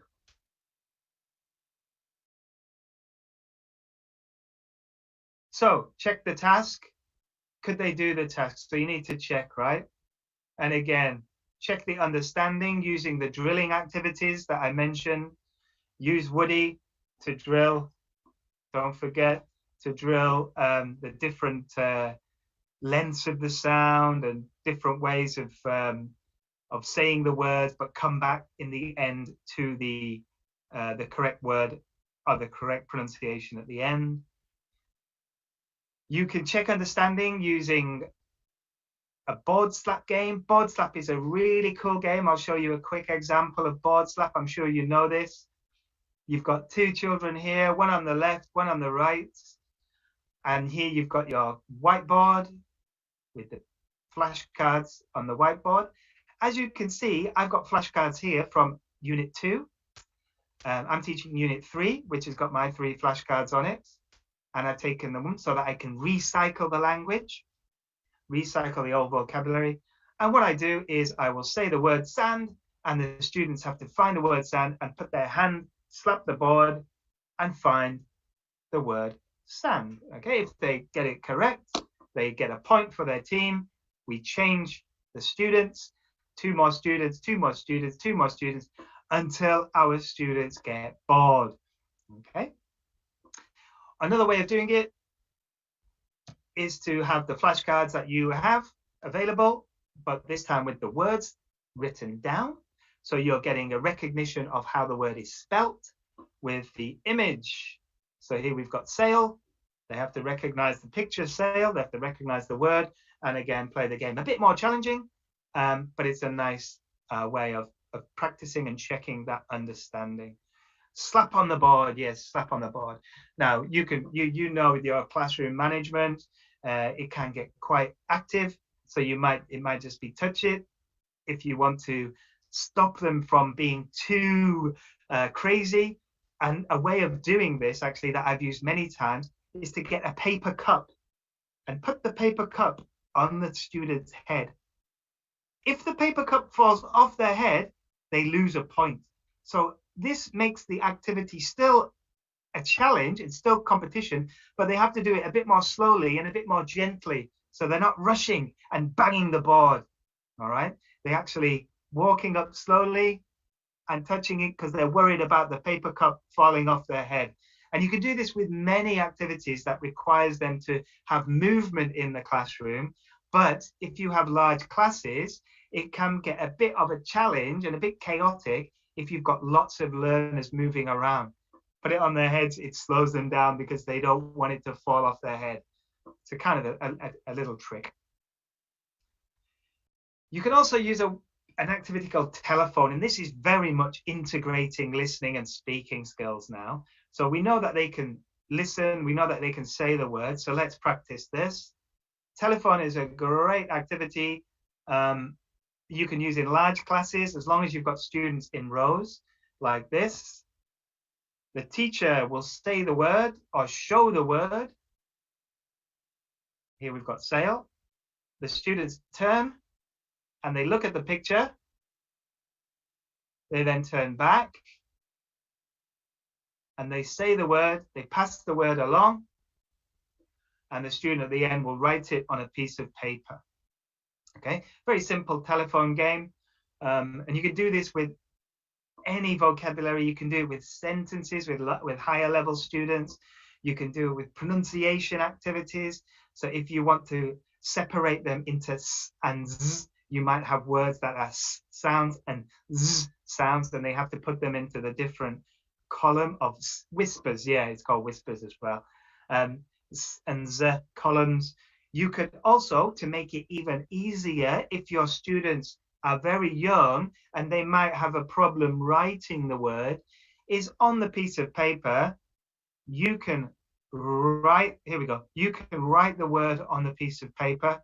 You can have sail, sea, sand, sail, sea, sand, and all they have to do is circle the correct word. All right, so they're just recognizing the word. When you've done this, one word, this student here at the front will go to the back and they all move down, so everybody has a chance to spell the word correctly. It's a really nice way. I love this game. It works with lots of different vocabulary. It works with grammar. It works with American English, British English. It works with lots and lots of different activities. And it's a fun and usually a quiet activity because they are whispering, as you said. So now we move on to that question. So can they do the task? Yes, they can. So let's conclude the activity. Let's expand the activity. And here we've got a picture dictation. I love picture dictations because they, as I said, integrate. You can see the color integrates all the skills. So here I have a lovely beach scene. I've taken this from a free website, which allows me to use the images. What I'm going to do is give this image to my students. All right, so I'm going to give out this blank image, this blank picture. And what I'm going to do is ask them to color the picture, any color they want. Freedom, all right? They can do this if you want to. Sometimes, particularly with young learners, this can take some time. So you might want to give this for them for their homework, all right? And they bring it back to the next lesson. If you do that for homework, make sure you have some that you've done already, because students will forget their homework, of course. So make sure you color some in yourself. And you have some examples for your students. But they have to color in the picture. Then, the next lesson or during that lesson, they have to walk around with their picture and they tell each other about the picture. So my sandcastle is brown. My bucket is yellow. My seashell is pink. My boat is blue. My sail is red. My sun is yellow. And they tell each other about their picture. Okay, and at this stage, all they have to do is tell each other. They don't have to, and then just listen, and then the other student will tell them about their picture. You put them in pairs, and then you give out the same sheet, but again, a blank coloring sheet. You give them the same one. Then they have to tell each other about their picture, and the students color the picture like their friend's picture. And then you change roles and repeat. And then they compare their pictures, so they should have the same picture. All right, this is a nice way of providing an audience for your learners, giving them a real task to do, and at the same time have a bit of fun and produce their own beautiful pictures that they can then talk about later on. So they're listening to each other, not listening to you. You're not dictating. It's all from the students themselves. They color what they like, and then they tell each other, and then the students color the same picture as their picture. It's kind of exciting to see if they can tell each other the correct colors and the correct vocabulary. You can also add more vocabulary to the pictures. Again, similar to what we did at the start of the lead-in. You can build up now more vocabulary. Don't forget to use the workbook as a consolidation, particularly if you're using activities like board slap and telephone. Think about when you're going to use the workbook. The workbook is a nice way to have a bit of quiet time, a bit of heads down and doing some work. So if you've done a board slap with lots of activity, or a telephone or whispers game, lots of activity, now we'll do the workbook because everybody will calm down. So you use it to check the language, but also for classroom management. Lots of flashcards game, and I'm just going to show you quickly some ideas for flashcards. So let me just turn off my background again. So I've got some ideas for flashcards. The first flashcard activity is a very simple activity, and it's called Slowly, Slowly. So what you need for this is you need your flashcards. Now I've got this because I've been using this for many, many years. You can see it's very old, and I've been using it for maybe 15 years now. It's a little envelope that I made, and it's got "What is it?" written on the side. I bring this into the classroom. Students get very excited because they're now going to play a flashcard game, and I simply, slowly, what can you see? Slowly, what can you see? First one to tell me is the winner. It's a horse. Very good. Now, with this card, with this flashcard, I now give that to the learner. I give it to the student who got it correct. When they hold it, they feel really cool and really proud that they've got this flashcard. Put them into teams. The team with the most flashcards is the winner. What's next?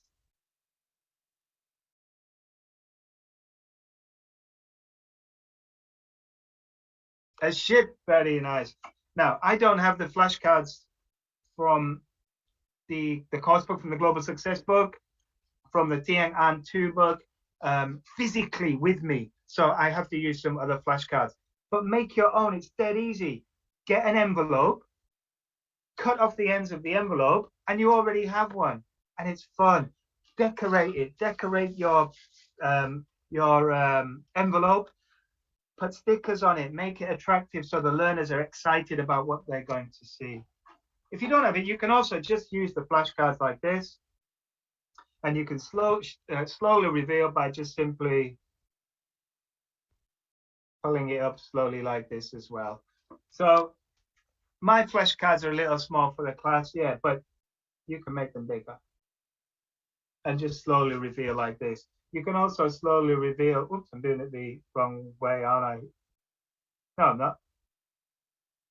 Like this. Or you can even go up like this. Any way you want to do it. But make sure you're doing things with the flashcards, make it interesting. You can do flashcard bingo. So you introduce those words that we've been looking at today, give them a grid. Students choose the words in the grid, and then you flash the words and they cross out the words. Very simple flashcard bingo. You can do what's missing. What's missing is a really cool activity. I've got this on a PowerPoint. You might have the pictures on the board, stuck on the board, all right? Or you might just have it in a pack like this, and you teach the words that you're looking at, and then you take one of the words, but you don't show them. You take one of the words out, you put it on your desk, and now you show the words again, and they have to tell you which word is missing. So it's similar to what I'm going to show you now. So you can see these words here. What's missing?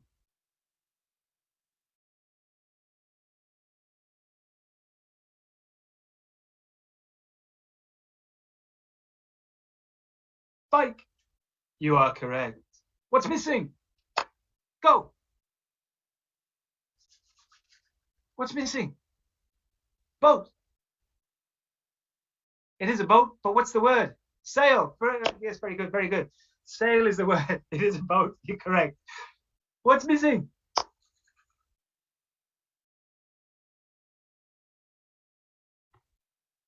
Sand is correct. Yes. And what is missing? Oh, kite. You get the idea. I don't know what happened there. My PowerPoint went a bit wonky, but you get the idea that the kite is missing. So this What's Missing game is a really fun game. You can keep it very active. We have six words here, depending on the level of students, will depend on how many words you are teaching and how many words you use.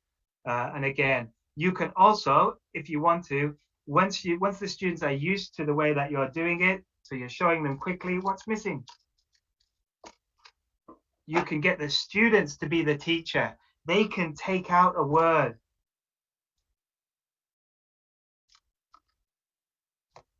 And now they are the teacher. They get so proud and so happy that they can be the teacher and present the activity. Magic Eyes is a very simple way of drilling vocabulary and giving them a sense of progress. So here we have the words, we drill the words. Kitten, sea, kite, bike, sail, sand. And then we take one away and we ask the students, kitten, sea, kite, bike, sail, oh, sand. And then when they've done that, we take it away and so on until we remember all of the words. And we drill the words now with no pictures.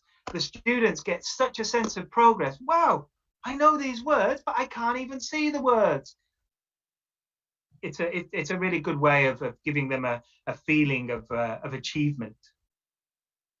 So you start with all the words, take one away, but say the word. Kitten, sea, kite, bike, sail, sand. Kitten, sea, bike, sail, sand. Kitten, sea, kite, bike, sail, sand. Kitten, sea, kite, bike, sail, sand. You see what I mean? You see what? But with us, it's easy. With students, they're going to get a real sense of achievement if they can do this. So lots of flashcard games, and at the end, I'll share with you some ideas, some extra ideas of flashcards as well. Now we do have the no, oh, they didn't get it. So we need to give them some support. So what you need to do here as a teacher, find out the problem. Is it a problem with the language, or is it a problem with your instructions? Once you've worked that out, you can then repair this and do the activity again. You can do the, I'll come to that, put that question please into the Q&A section at Vietnam Sun Kids, and I'll come to it in a moment. If you could do that, or I'll try and keep a record of it. Hang on. Let me just copy that across.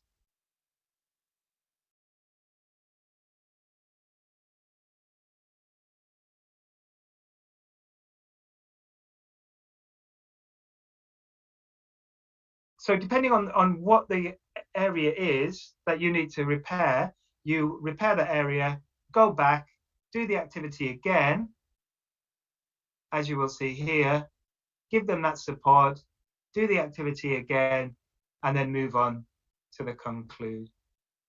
So this is our lovely framework. Don't forget that you can also use the teacher's guide as well. The teacher's guide has got fantastic lesson plans, but it's always fun as a teacher to try something new and to do something different and to have some other ideas and activities that you can do with your learners. So let's now have a look at some speaking. And for the speaking, we're going to look at, oops, there we go. Hang on a moment, let me get my PowerPoint back up. Here we go. So we're going to look at level 3 for the speaking.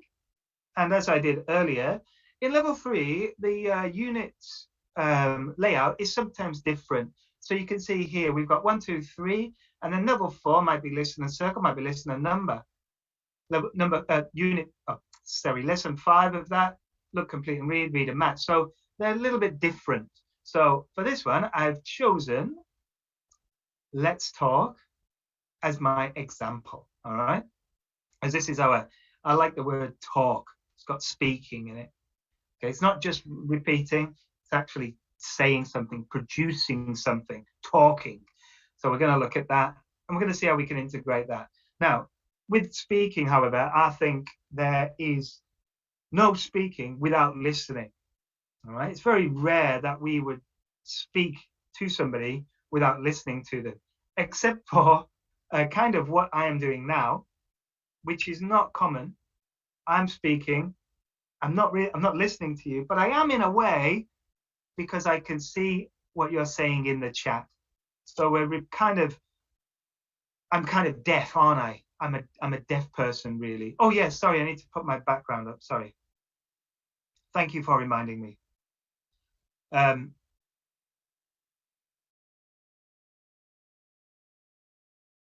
So I am listening to what you're saying, but just not using my ears.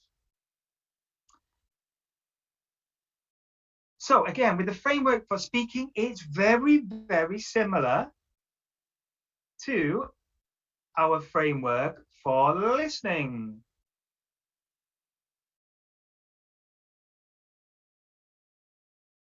Okay, you can see it's very similar. All we have is a bit of a different with complete the task rather than listen to the audio, and set the clear task and model is a little bit different in terms of the model. You really need to model a lot with speaking activities. So a lot of the leading activities, you're going to be able to use the same ones for the listening activities. So this one is going to be a little bit shorter. And I'm going to use this example. It's from Unit 13, and it's all about my house. My voice is cracking, so just let me get a drink.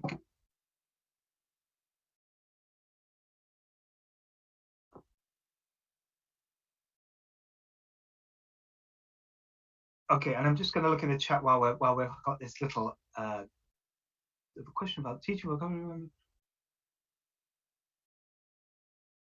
Okay, yeah, we can talk about choral drilling in a moment. Yeah, we'll talk about that in the Q&A. I've recorded that question. Okay, so yeah, we're going to look at this unit. I just chose this. It would just look like a nice idea. Not for any reason. I just kind of like the look of the unit, and I really love these little dialogues. I think they're really cool in the way that they introduce language in a nice way to students. The images of the students are really cool. Learners can really identify with those images. They're about the same age, which is very important for students when they come to try and do the same as the characters in a book, that they can relate and aspire to those ideas as well.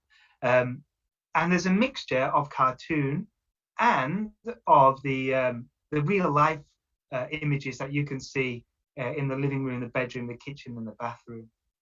So really nice, a nice way of introducing that. And then we get to the let's talk. All right, let's talk is what we're going to focus on today. It's the production part of this lesson. So the lead-in, as I said, you can do lots of leading activities with your students around the topic. The topic is the house, my house.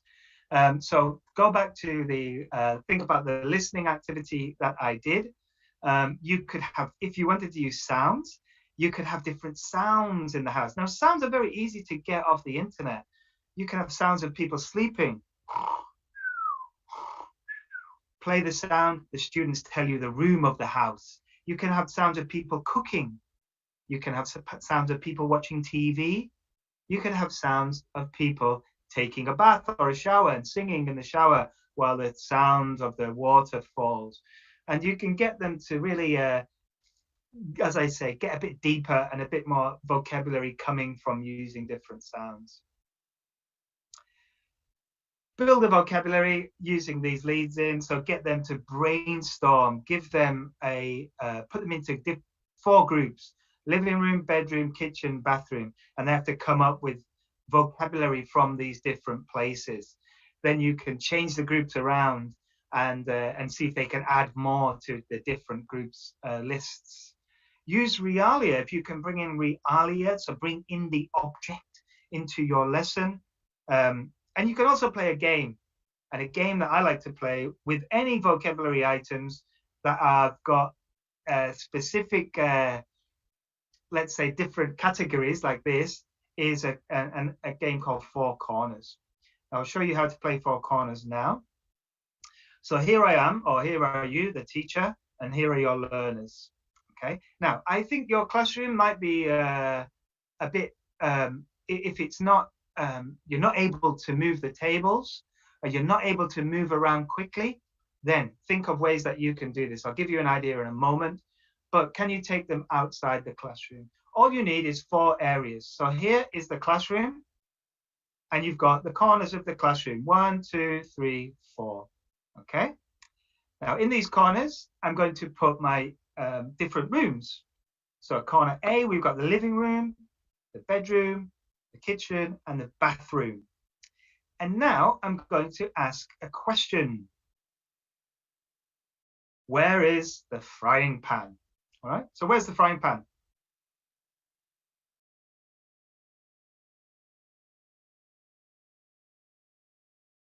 Exactly, okay. It's in the kitchen, of course. So all my students would move to the kitchen.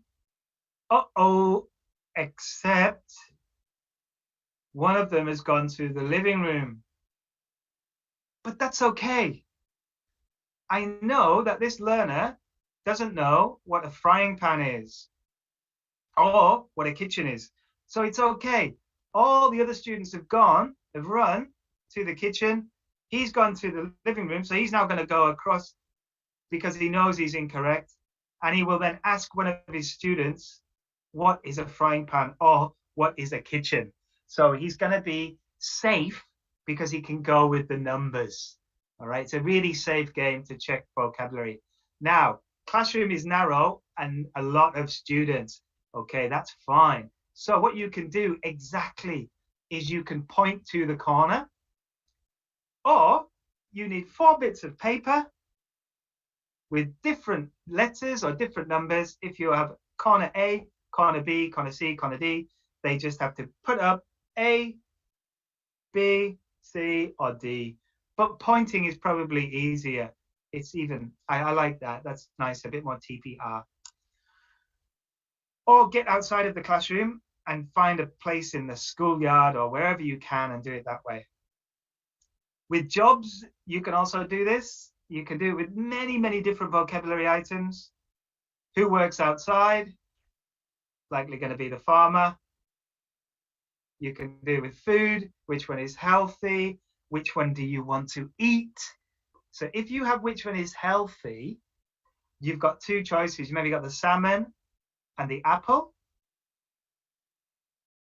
But if you have which one would you like to eat, you have lots of different choices. There's no right or wrong answer. It's up to the students. And this is another way that you can adapt this kind of activity. Pre-task.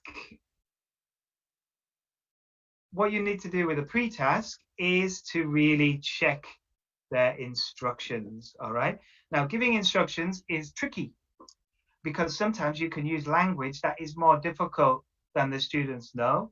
Sometimes you might be asking them questions that are difficult to answer.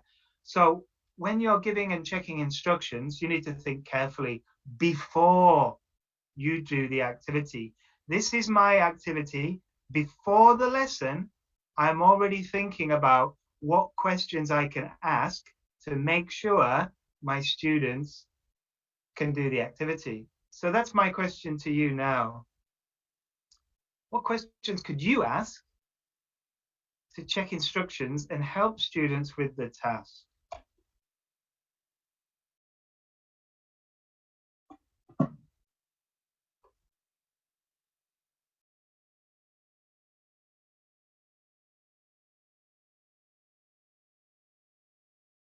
Give me some examples of the questions. Will you hear? Okay, that's a nice question.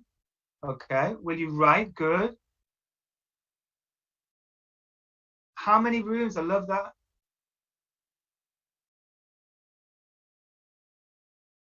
Good. Can we say and give an example? Now, do you get it? Be careful with that question. That's similar to, do you understand? If I say to my students, do you understand? What will the answer be? Do you understand? Does everybody understand? Yes, of course. They will always say yes. It's very rare that someone will say, no, I don't understand, because they don't want to tell everybody that they don't understand. So they'll always go, yeah, I understand. Sure, no problem. I got it. Yeah, so never ask, do you understand? Ask specific questions.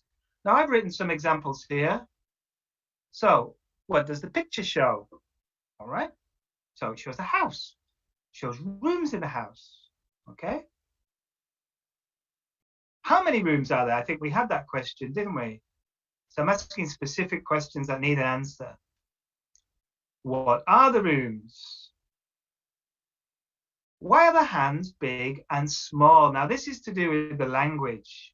So you'll see hands that are big refer to the answer, it's here, and hands that are small refer to it's there. Now that's what I would tell them in the instructions already. Can you ask me a question? So I'm asking them to give me an example. Okay. Are you going to work in groups? Yes or no? So you can ask yes or no questions. So think about these questions before you do the activity, and make sure you ask them, even if you think your students are going to know the answer. Think about the weakest student in your class and whether they will know the answer, and ask it to the weakest student in the class so that everybody will know the answer to the question, be able to do the task. Now you need to set the task. So when you set the task, you have to model. So you're going to, as I said before, teacher to the students, teacher to one student at the front of the class, one student to one student at the front of the class. All right. You might need to drill the contractions.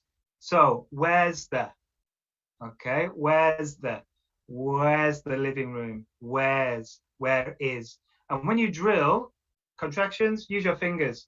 So you've got, now this is tricky because I think the camera turns me around. So you start with where is, put your fingers together, where's. So use your fingers as a tool to show the contraction.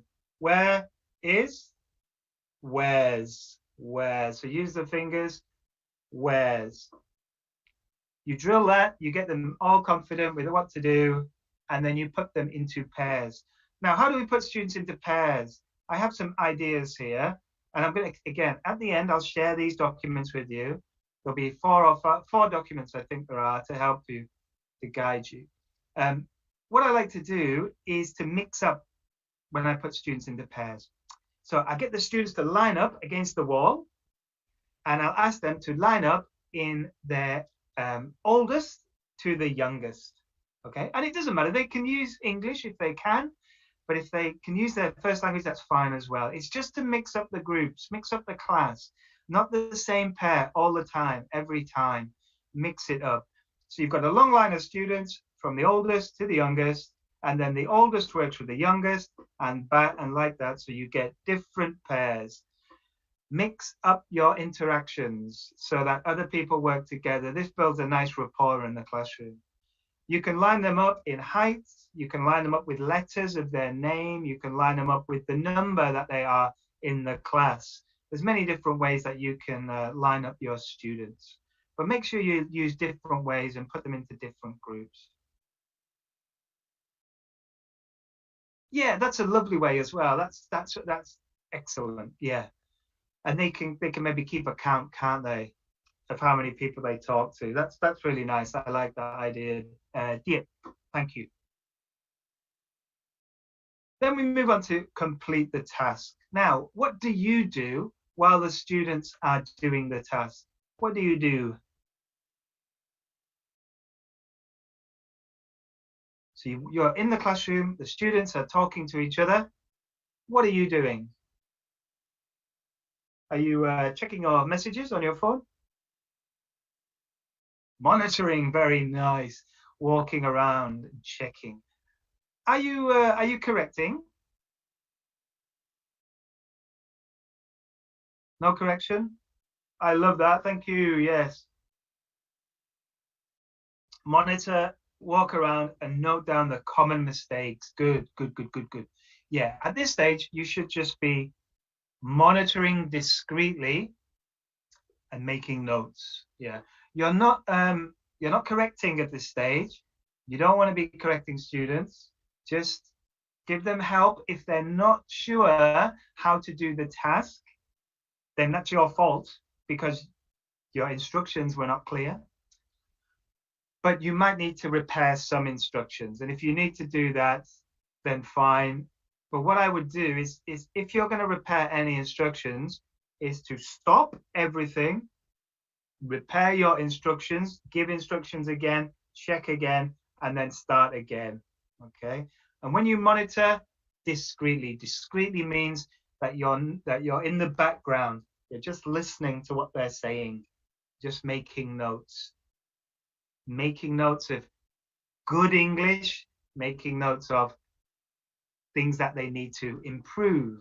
Okay. So no correction. When do we do correction? When should we correct the errors? After what stage? Can you remember in the framework what stage? What comes next in our framework? The feedback stage, yes. So this is our production stage now, completing the task. After we do the completion of the task, we have the feedback on the task. And again, I'm going to go back to what similar to the listening. Praise equally, praise the efforts, praise the accuracy as well. And then we do some error correction, and I've got some nice resources for error correction for you that I'm happy to share with you. In fact, I'll put those into the chat now because they are not in a document. So just give me a moment to find that. So here we have a really nice article on error correction. This is from our Macmillan English website, and it's got a really a nice blog on error correction from a webinar that we did. And this is a blog that I wrote about error correction as well. If you want to have a look at that, you can as well. Correcting errors is very important in order to obviously make our students become better. All right. You need to think about the errors that they have made, but you also need to predict the errors that they will make.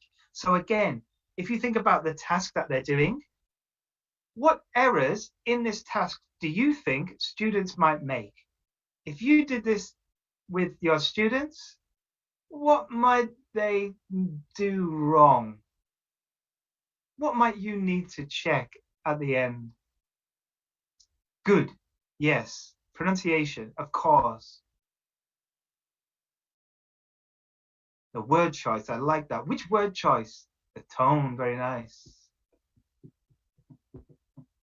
Tone is very important, isn't it? And the intonation, because if they're asking questions, they need to be nice when you ask a question, right? You need to have the right, what we call register as well. Like, you're not just going to be like, where's the living room? You're going to be, where's the living room? You're going to be saying it in a nice, friendly manner. So this kind of thing. So I predicted some errors. So they might miss the article. They might not use the, where's the living room? Where's living room? Okay. They might not use the S, yes, in where's, very nice. So that's it, no contraction. All right. So there might be no S, or there might be where is. There might be a pronunciation error, a living room, certainly in a Thai context. In my context, mixture of W and V. I'm not sure if that's a problem for Vietnamese learners. In Thailand, we often, people often mistake the word kitchen for chicken. This is very common. It's kind of funny. It's just a way of getting around the tongue. But it might happen, and it can be used for fun. And again, with students with bat and bath. So these are just some of the errors that I predicted. So bathroom instead of bathroom, bathroom, all right? So here are some of the errors that I predicted. And now I need to think of the strategy I'm going to use. The strategy I'm going to use to correct those errors. So there are many strategies we can use. And what I like to do is make sure that when I'm correcting any student, is I'm correcting the error and not the student.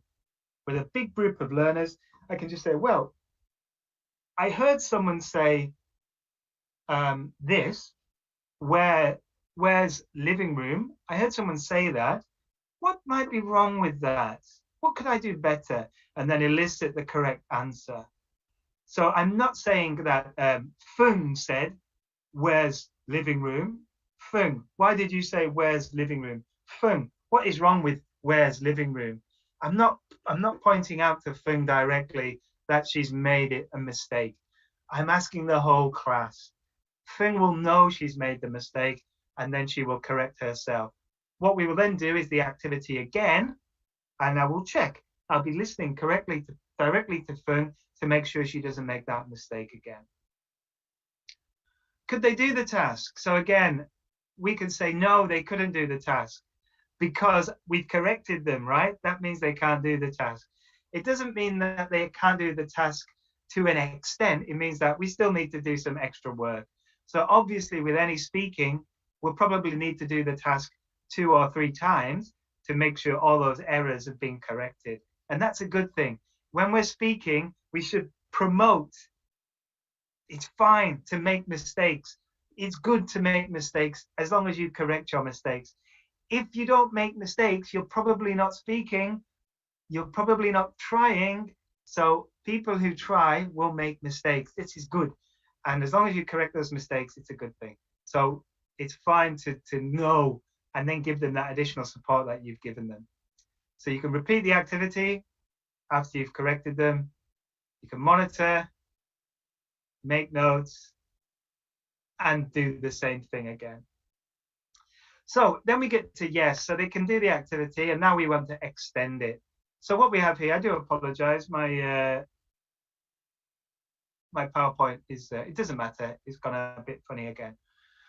So we can personalize now. So students can draw their own house. So I've got this one here. I created this in PowerPoint in about 2 minutes. Very simple to do. Students will create their own house. They might not draw a house like me. They might draw, I'm not sure what kind of houses in Vietnamese culture people draw. This is very much if you ask any British child to draw a house, they will draw this kind of house. It's very strange. They always do this. 4 big windows, triangle roof, square building. It's a cultural thing, I think. Certainly, they draw different styles of houses when I ask students in Thailand to draw different houses. So it doesn't matter what house they draw, but they draw their own house and they complete it again. And this time they draw their living rooms, they put the things in their bedroom, in their, however they want to do it, they can design their own house, okay? Up to them. They can go crazy. They can have the bathroom on the bottom floor, and the bedroom on the bottom floor, the living room and the kitchen on the top floor. They can have something in the attic, a games room. It's up to them what they want to do. And then similar to the coloring picture, they dictate it to another student. And the other students will then do the activity again. Where's the living room? It's here, it's there. Practice again. They can make vocabulary lists for each of the rooms. So instead of drawing the room, they make lists. So what can you find in the rooms? And from this, we can expand the dialogue. We can make the dialogue bigger. And we can build a new dialogue. So with this, we can go from, where's the bedroom?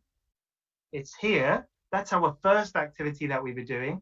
Now we're going to expand it. What's in the bedroom? The bed, the lamp, and the closets. All right, and we can make a note of this. And the great thing about this is we can recycle vocabulary from previous units. But with this one, actually, what comes up next in Unit 14 is this kind of vocabulary. So we're teaching the vocabulary from the next unit as well. And then you can drill this and practice this as much as you want to. Go back and complete the task again and follow that little framework. Can they do the task? Yes. Then you can be clear. So the framework, just to remind you, is right here. And I think we'll be sharing the slides with you as well. The additional support and the conclude. And don't forget You have the teacher's guide, which is full, again, of lesson plans and ideas. But I just like to think that the ideas that I've given you really will expand on your lessons and make them bigger and hopefully better and more engaging and more fun for your learners. So these procedures are lovely. They take you through the lesson, but if you want to go a bit further, then you can use my ideas. Now, keep an eye out in the chat. I'm going to share, the first thing I'm going to share is some ideas of vocabulary ideas with children. All right. So there's a PDF there. So if you click on that, you should be able to download it. And there are 2 of these. Okay. And there's also some ways of putting students into groups, which is there. And also some ideas of how to correct students as well. So these are some of the areas that we've discussed today, as well as integrating the skills and a framework for teaching listening and for teaching speaking. And I think we have some time now for a Q&A. Now, on the left-hand side, you'll see a QR code. Please, please, please, please, please click on the QR code or scan the QR code, and this will take you to a survey, which gives me a chance to get some feedback about today's session, but more importantly, about the future and what kind of sessions are interesting for you in the future. So if you can give us some feedback, that would be really, really appreciated. I would really love it to hear what you have to say. So now I'm going to look at the Q&A. So I think going back to one of the questions that we had was from Sun Kids.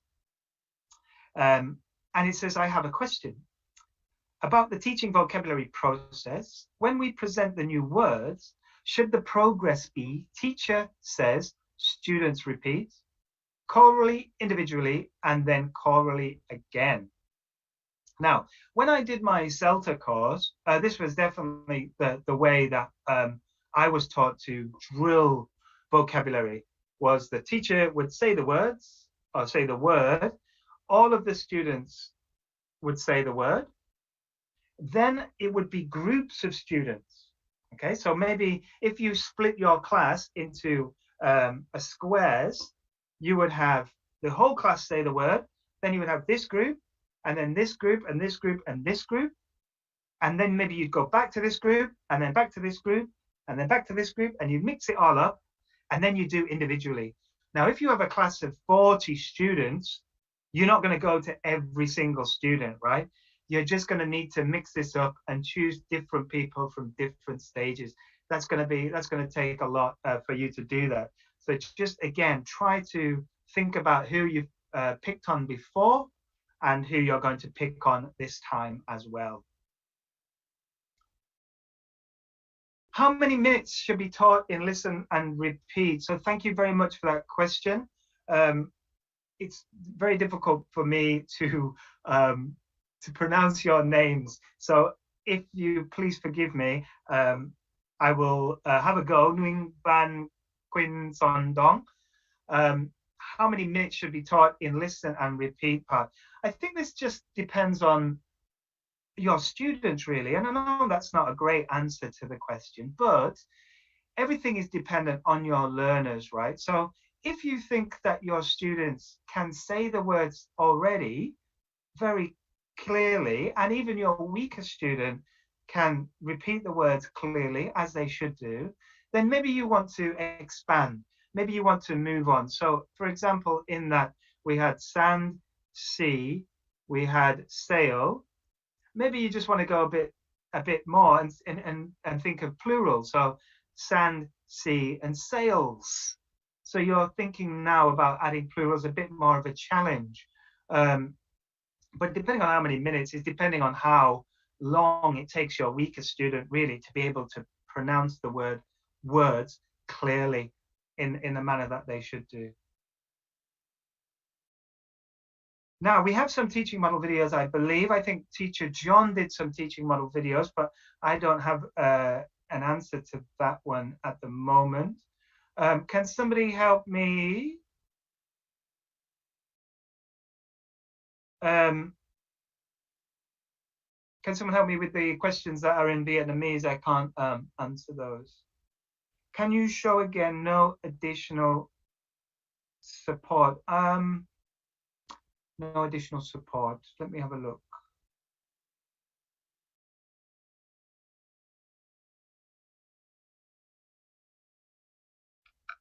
Let me find that.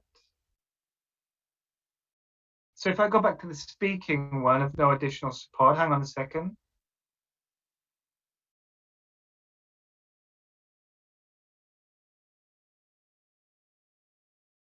So don't forget, when I say no, no is the answer to the question, could they do the task? All right. So could they do the task? The answer in the framework is no. And then they need additional support. So the additional support that they need is to maybe repeat the activity after they've done the correction, all right, after you've given them feedback. Then you would monitor it, you do the activity again and make notes. But you would, with the additional support would be here, error correction, predicting those errors beforehand, and then thinking of the best strategies using that error correction sheet.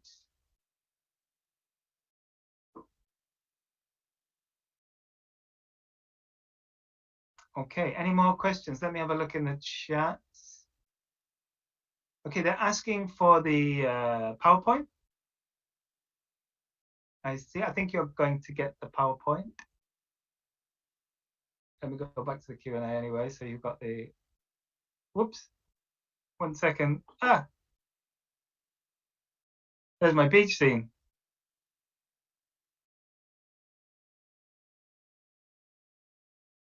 There we go.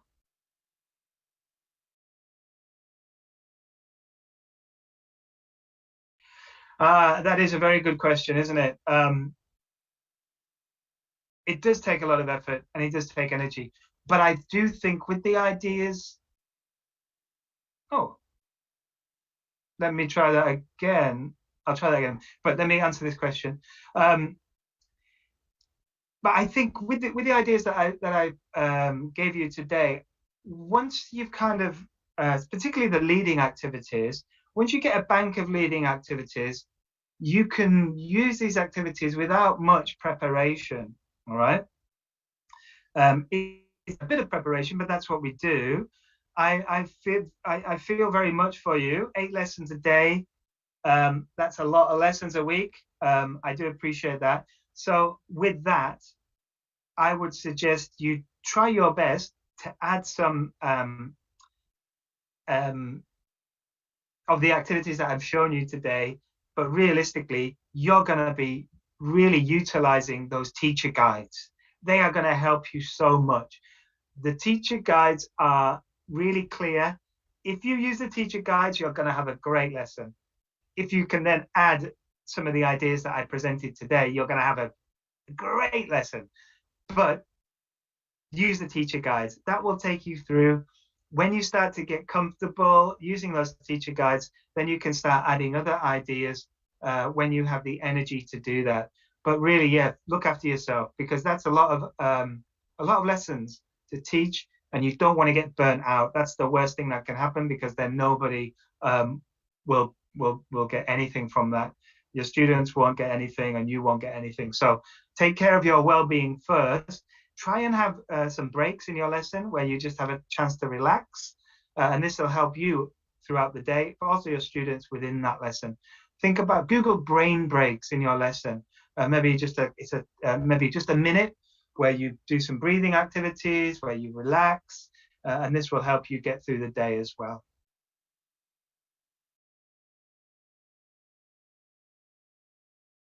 Let me try and add those files again.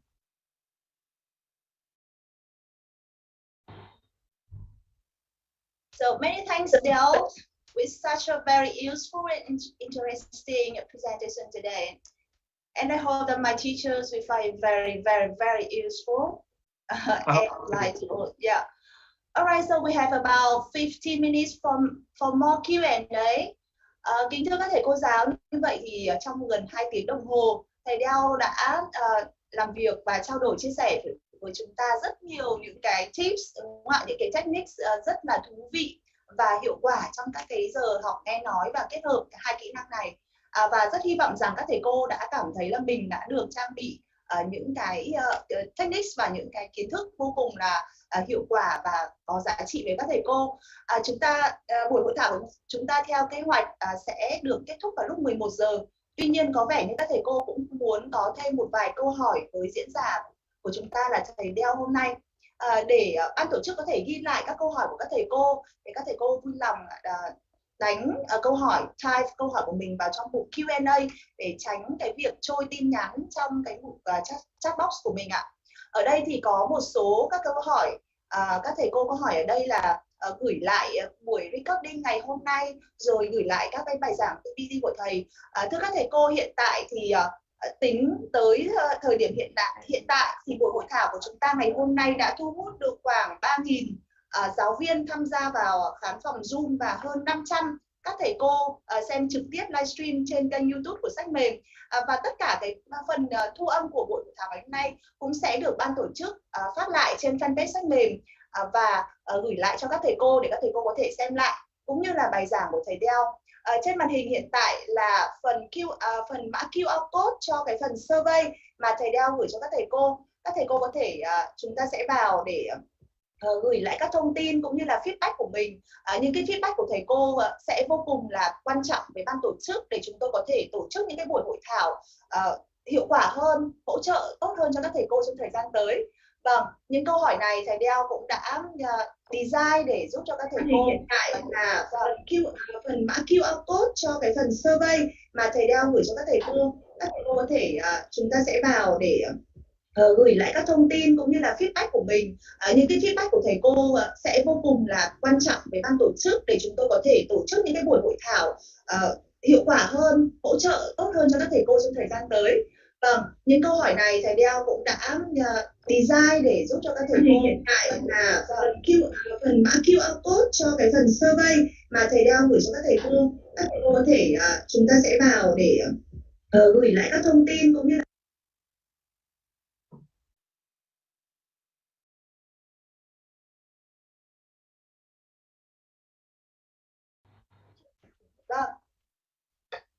Vâng, cảm ơn các thầy cô rất là nhiều. Rất nhiều feedback đã gửi lại cho thầy Đeo ạ. Đeo, can you see that I say thank you, Đeo? Yep. Okay, lots of thanks. Great, awesome. Yeah. All right, I love your lessons. That you are happy with it, Đeo? Okay. Yep. Okay. So, vâng, các thầy cô cũng có để lại comment và tin nhắn ở trong mục Q&A. Vâng. I think there's a little bit of a... Two questions, Giáo. Yep. Can you read it from Nam Từ Liêm? Yep, I can. Two questions. Okay. Teachers, I would love to ask you 2 questions. Could you please provide more games or activities that teach reading and writing? Even more games teaching, listening, talking skills. We have more amazing. Yeah, well, I hope to be. I'm going to be here for. Hopefully, the next time we do these workshops, we can focus on this. There's lots more to explore with reading and writing skills. I think hopefully with these ideas that I've given you, you can think about the lessons that you're teaching, and you can transfer the ideas into different skills lessons as well. But yeah, I hope to be back again to be able to give you more ideas and more support with that. Vâng, các thầy cô còn có câu hỏi gì với thầy Đeo nữa không ạ? Vâng, có thể các thầy cô có thể chia sẻ thêm và hỏi thêm. Đây là một cái cơ hội rất là hiếm có để các thầy cô có thể hỏi và chia sẻ thêm với một chuyên gia đến từ Macmillan. Thầy có rất nhiều kinh nghiệm trong việc dạy học, đặc biệt là dành cho học sinh tiểu học. Vâng, các thầy cô có thể đặt câu hỏi. Vâng, thank you so much ạ. Rất nhiều lời cảm ơn các thầy cô rất là nhiều ạ. Vâng, ở trong phần chat box và trong phần Q&A thì nhiều các thầy cô cũng có chia sẻ những cái khó khăn trong cái việc triển khai những cái tips hay là những cái techniques mà thầy Đeo vừa chia sẻ trong cái buổi sáng ngày hôm nay. Thì chúng tôi hoàn toàn có thể chia sẻ với các thầy cô với một cái đặc thù là lớp học đông cũng như là dạy quá nhiều tiết của các thầy cô, thì cái việc mà triển khai các cái tiết học với rất nhiều những cái kỹ thuật dạy học hấp dẫn như thế này cũng là một trong những cái khó khăn mà các thầy cô cũng sẽ phải chuẩn bị rất nhiều. Tuy nhiên các thầy cô ơi, Nhà xuất bản Giáo dục Việt Nam thì vô cùng là thấu hiểu và chia sẻ với các thầy cô về những khó khăn này. Vì vậy mà bên cạnh bộ sách giáo khoa thì Nhà xuất bản Giáo dục Việt Nam đã chuẩn bị sẵn cho các thầy cô tất cả những cái hợp phần bổ trợ, những cái tài liệu bổ trợ để giúp các thầy cô tiết kiệm được thời gian công sức, đúng không ạ? Thay bằng các thầy cô sẽ phải ngồi mày mò tìm thêm những cái kỹ thuật dạy, thì với những cái bộ bài giảng điện tử, với những bộ lesson plan giáo án và những cái thiết bị dạy kèm cũng như là những cái phần mềm mà Nhà xuất bản Giáo dục Việt Nam đã làm sẵn cho các thầy cô, thì hy vọng sẽ đã giảm bớt được những cái nhọc nhằn trong cái việc chuẩn bị bài học cho các thầy cô. Và các thầy cô có thể tìm thấy ở những cái tư liệu, những tài liệu miễn phí này trong những cái link hợp phần bổ trợ mà Nhà xuất bản đã gửi về cho các thầy cô, cũng như là với các thầy cô đã có tài khoản giáo viên của sách mềm thì các thầy cô hoàn toàn có thể truy cập vào hệ thống hợp phần bổ trợ này và có thể đâu đó chúng ta sẽ ứng dụng được rất hiệu quả những cái chia sẻ những cái tips hay là những cái techniques mà thầy Đeo đã chia sẻ trong buổi sáng ngày hôm nay trong cái bài dạy của mình, trong những cái bài dạy của mình trong thời gian tới, phải không ạ? Vâng, có thể ở đâu đó với lớp học đông, ví dụ như ở đây tôi có ghi chép lại trong có một cái tips mà thầy Đeo đưa ra trong cái phần là chúng ta sẽ phải move student của chúng ta ra những cái góc khác nhau khi mà chúng ta dự đoán về những cái phòng ở trong nhà. Thế thì với cái lớp học đông, thay bằng cái việc là phải move học sinh như vậy, các thầy cô có thể linh hoạt thay đổi cái technique của thầy bằng cái việc là point, đúng không ạ, để cho student point to the room chẳng hạn như vậy, thì chúng ta cũng sẽ tiết chế được và khắc phục được cái việc là tình trạng lớp học đông mà chúng ta triển khai với nhiều hoạt động như vậy thì nó sẽ gây lộn xộn. Thì những cái model teaching hay là những cái techniques đưa ra trong sáng nay của thầy Đeo, các thầy cô hoàn toàn có thể linh hoạt sử dụng, và đúng không ạ? Could you suggest an useful? Vâng, ở đây thì tôi có đọc được một câu hỏi ở đây. Could you suggest an useful book web for us primary teachers? Dell, could you share something about some webs or some games? Yeah, you can say here. Which one's that? The chanting activity? Yeah. Could you suggest an useful book or web for us primary teachers? Oh, yeah. Oh, of course. Yeah, we have a wonderful website, actually, called One Stop English. It's a Macmillan website. Let me just pull this up now, which has got loads of really great extra ideas and activities for teachers. I'm just going to share this on the screen now. So you can see this here. At the top, you've got children, teenagers, adults, professional development, lots and lots of, if you click on children, for example, you get loads and loads of resources for teaching vocab, grammar, you got flashcards, loads of warmer activities, loads of games. So I suggest people have a look at that site, and I've put that into the chat box here. That's really wonderful. So I would go there. If anybody needs any resources for teaching any level, that's the place to be. Okay, thanks a lot, Dell. Các thầy cô ơi, có một vài thầy cô có nói rằng là xin một vài những cái video teaching model của thầy Dell. Các thầy cô hoàn toàn có thể là truy cập vào những cái trang, ví dụ như trang Macmillan mà thầy Dell vừa giới thiệu, có thể xem về những video trên đấy. Tuy nhiên thì trên trang sách mềm.vn chúng tôi đã có đăng tải các video dạy demo teaching của thầy John Croft. Thầy John trước kia cũng đã từ nguyên là cũng là giám đốc chuyên môn đào tạo của Macmillan, và chính thầy đã trực tiếp đứng lớp dạy 2 tiết trong cuốn sách tiếng Anh 3 Global Success. Các thầy cô hoàn toàn có thể truy cập vào trang sách mềm.vn và vào phần tiết giảng minh họa để theo dõi 2 tiết demo teaching của thầy John trực tiếp lên lớp. Các thầy cô có thể xem được tất cả chi tiết trong các tiết giảng như thế này. Và trong thời gian tới thì ban tổ chức cũng như là Nhà xuất bản Giáo dục Việt Nam sẽ tiếp tục sản xuất thêm những cái video demo teaching như vậy để các thầy cô có thể xem và tham khảo thêm, ứng dụng vào trong cái việc dạy của mình. Vâng, các thầy cô còn có câu hỏi gì hơn nữa không ạ?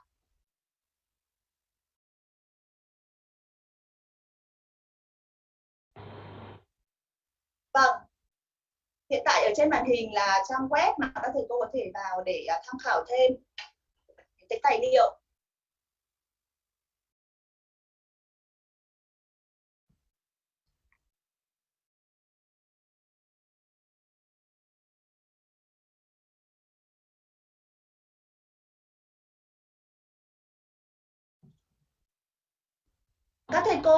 Các thầy cô thân mến, các thầy cô hãy vui lòng hoàn thiện bảng khảo sát mã QR hiện đang trên màn hình để chúng tôi có làm cơ sở để cấp giấy chứng nhận đã tham dự hội thảo ngày hôm nay.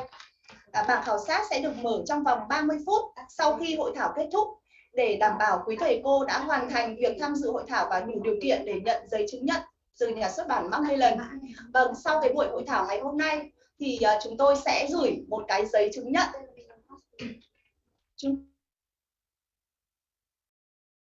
Vâng, sau buổi hội thảo ngày hôm nay thì chúng tôi sẽ gửi một cái giấy chứng nhận cho các thầy cô tham dự hội thảo ngày hôm nay. Vâng, cũng là một cái phần chứng nhận sẽ rất là đẹp trong bản profile của các thầy cô, phải không ạ? Vâng, hy vọng rằng là hôm nay các thầy cô vừa nhận được những cái kiến thức vô cùng hữu ích, nhưng cũng sẽ có những cái bằng chứng để ghi lại cái việc là mình đã tham gia rất là tích cực, đúng không ạ? Và một cái buổi hội thảo rất là giá trị như thế này. Và trong vòng 30 phút tới thì chúng tôi vẫn để hiển thị mã QR code và bảng khảo sát này để các thầy cô hoàn thành bảng khảo sát. Và chúng tôi sẽ cấp cái giấy chứng nhận về địa chỉ email của các thầy cô. Vâng, giấy chứng nhận tham dự buổi hội thảo ngày hôm nay. Vâng, xin gửi lại link khảo sát. Vâng, ban tổ chức chúng tôi sẽ các thầy cô có thể dùng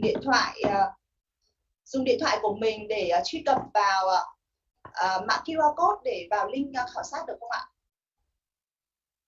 Hi Del. So can you resend us your link for Q&A survey? Yeah, 1 second.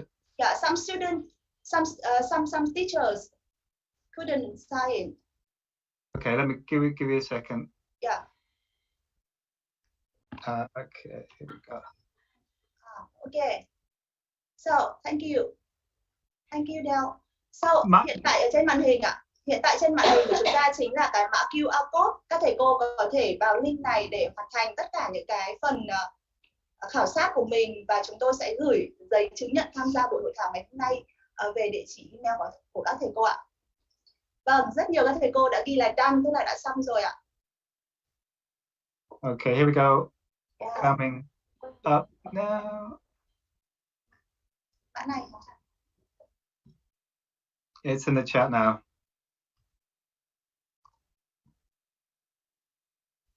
Trên màn hình chính là mã QR code để có thể là các thầy cô vào hoàn thành các cái thông tin để được nhận cái certificate được do thầy Del, đúng không ạ? Macmillan gửi lại cho các thầy cô. Vâng, các thầy cô đừng quên nhé, vì mình đã tham dự hết sức tích cực và nhiệt tình trong buổi hội thảo ngày hôm nay. Vâng, được mang về tất cả những cái kiến thức mà mình có thể ứng dụng vào trong các giờ dạy của học sinh của mình.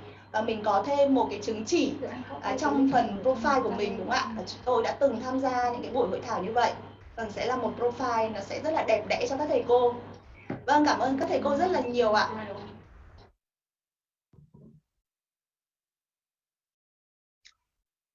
Okay.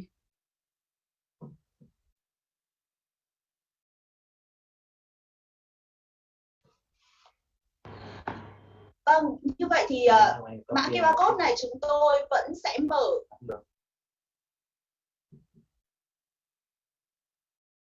Chúng tôi sẽ mở phần QR code này trong 30 phút nữa. Các thầy cô cứ bình tĩnh để hoàn thành, phải không ạ? Vâng.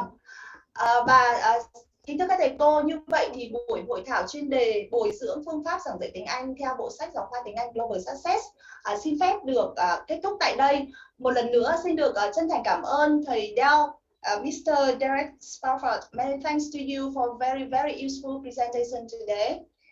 Và cảm ơn tất cả quý thầy cô đã dành thời gian đến lúc này, đúng không ạ? Vẫn ngồi tại khán phòng Zoom để theo dõi đến những giây phút cuối cùng, đúng không ạ? Và hy vọng các thầy cô đã có một buổi sáng rất là thú vị và trang bị được cho mình rất nhiều những cái technique mới và chuẩn bị cho một năm học mới đầy hứng khởi sắp tới. Và hy vọng đây sẽ là bước khởi đầu cho hội thảo, một cái chuỗi hội thảo chuyên đề mà Nhà xuất bản Giáo dục Việt Nam đã cam kết đồng hành với các thầy cô giáo tiếng Anh trên toàn quốc. Và hy vọng những buổi hội thảo chuyên đề sắp tới chúng tôi sẽ được tổ chức tốt hơn nữa và nhằm đáp ứng hỗ trợ tốt hơn nữa cho các thầy cô. Vâng, cảm ơn các thầy cô rất nhiều và một lần nữa xin được kính chúc sức khỏe và kính chào tạm biệt các thầy cô ạ. Vâng. Many thanks again, Del, and see you again. Okay, thank you so much. Thank you so everybody. much. Thank you. Thanks for attending. Bye bye. Bye bye.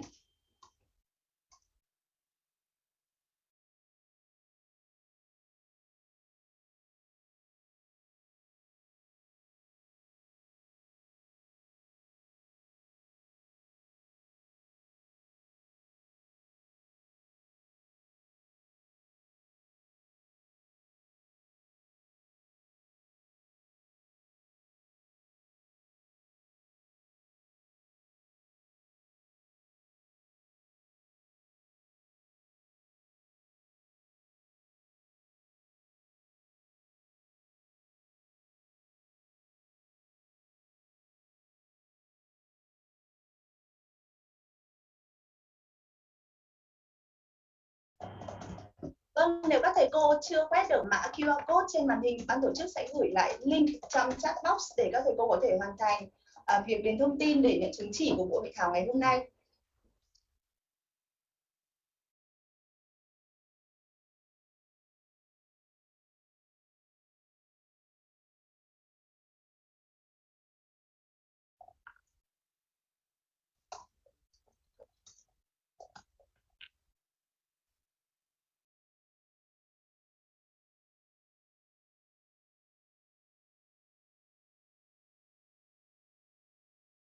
Vâng, các thầy cô ơi, chỉ cần hoàn thành thông tin cá nhân thôi ạ. Và một chút nữa thì phần chứng chỉ sẽ được gửi về email của các thầy cô sau ạ. Vâng. Các thầy cô chỉ cần hoàn thành thông tin thôi ạ. Vâng, ban tổ chức vừa gửi trong chat box đường link để các thầy cô có thể hoàn thành thông tin và nhận chứng chỉ của buổi hội thảo.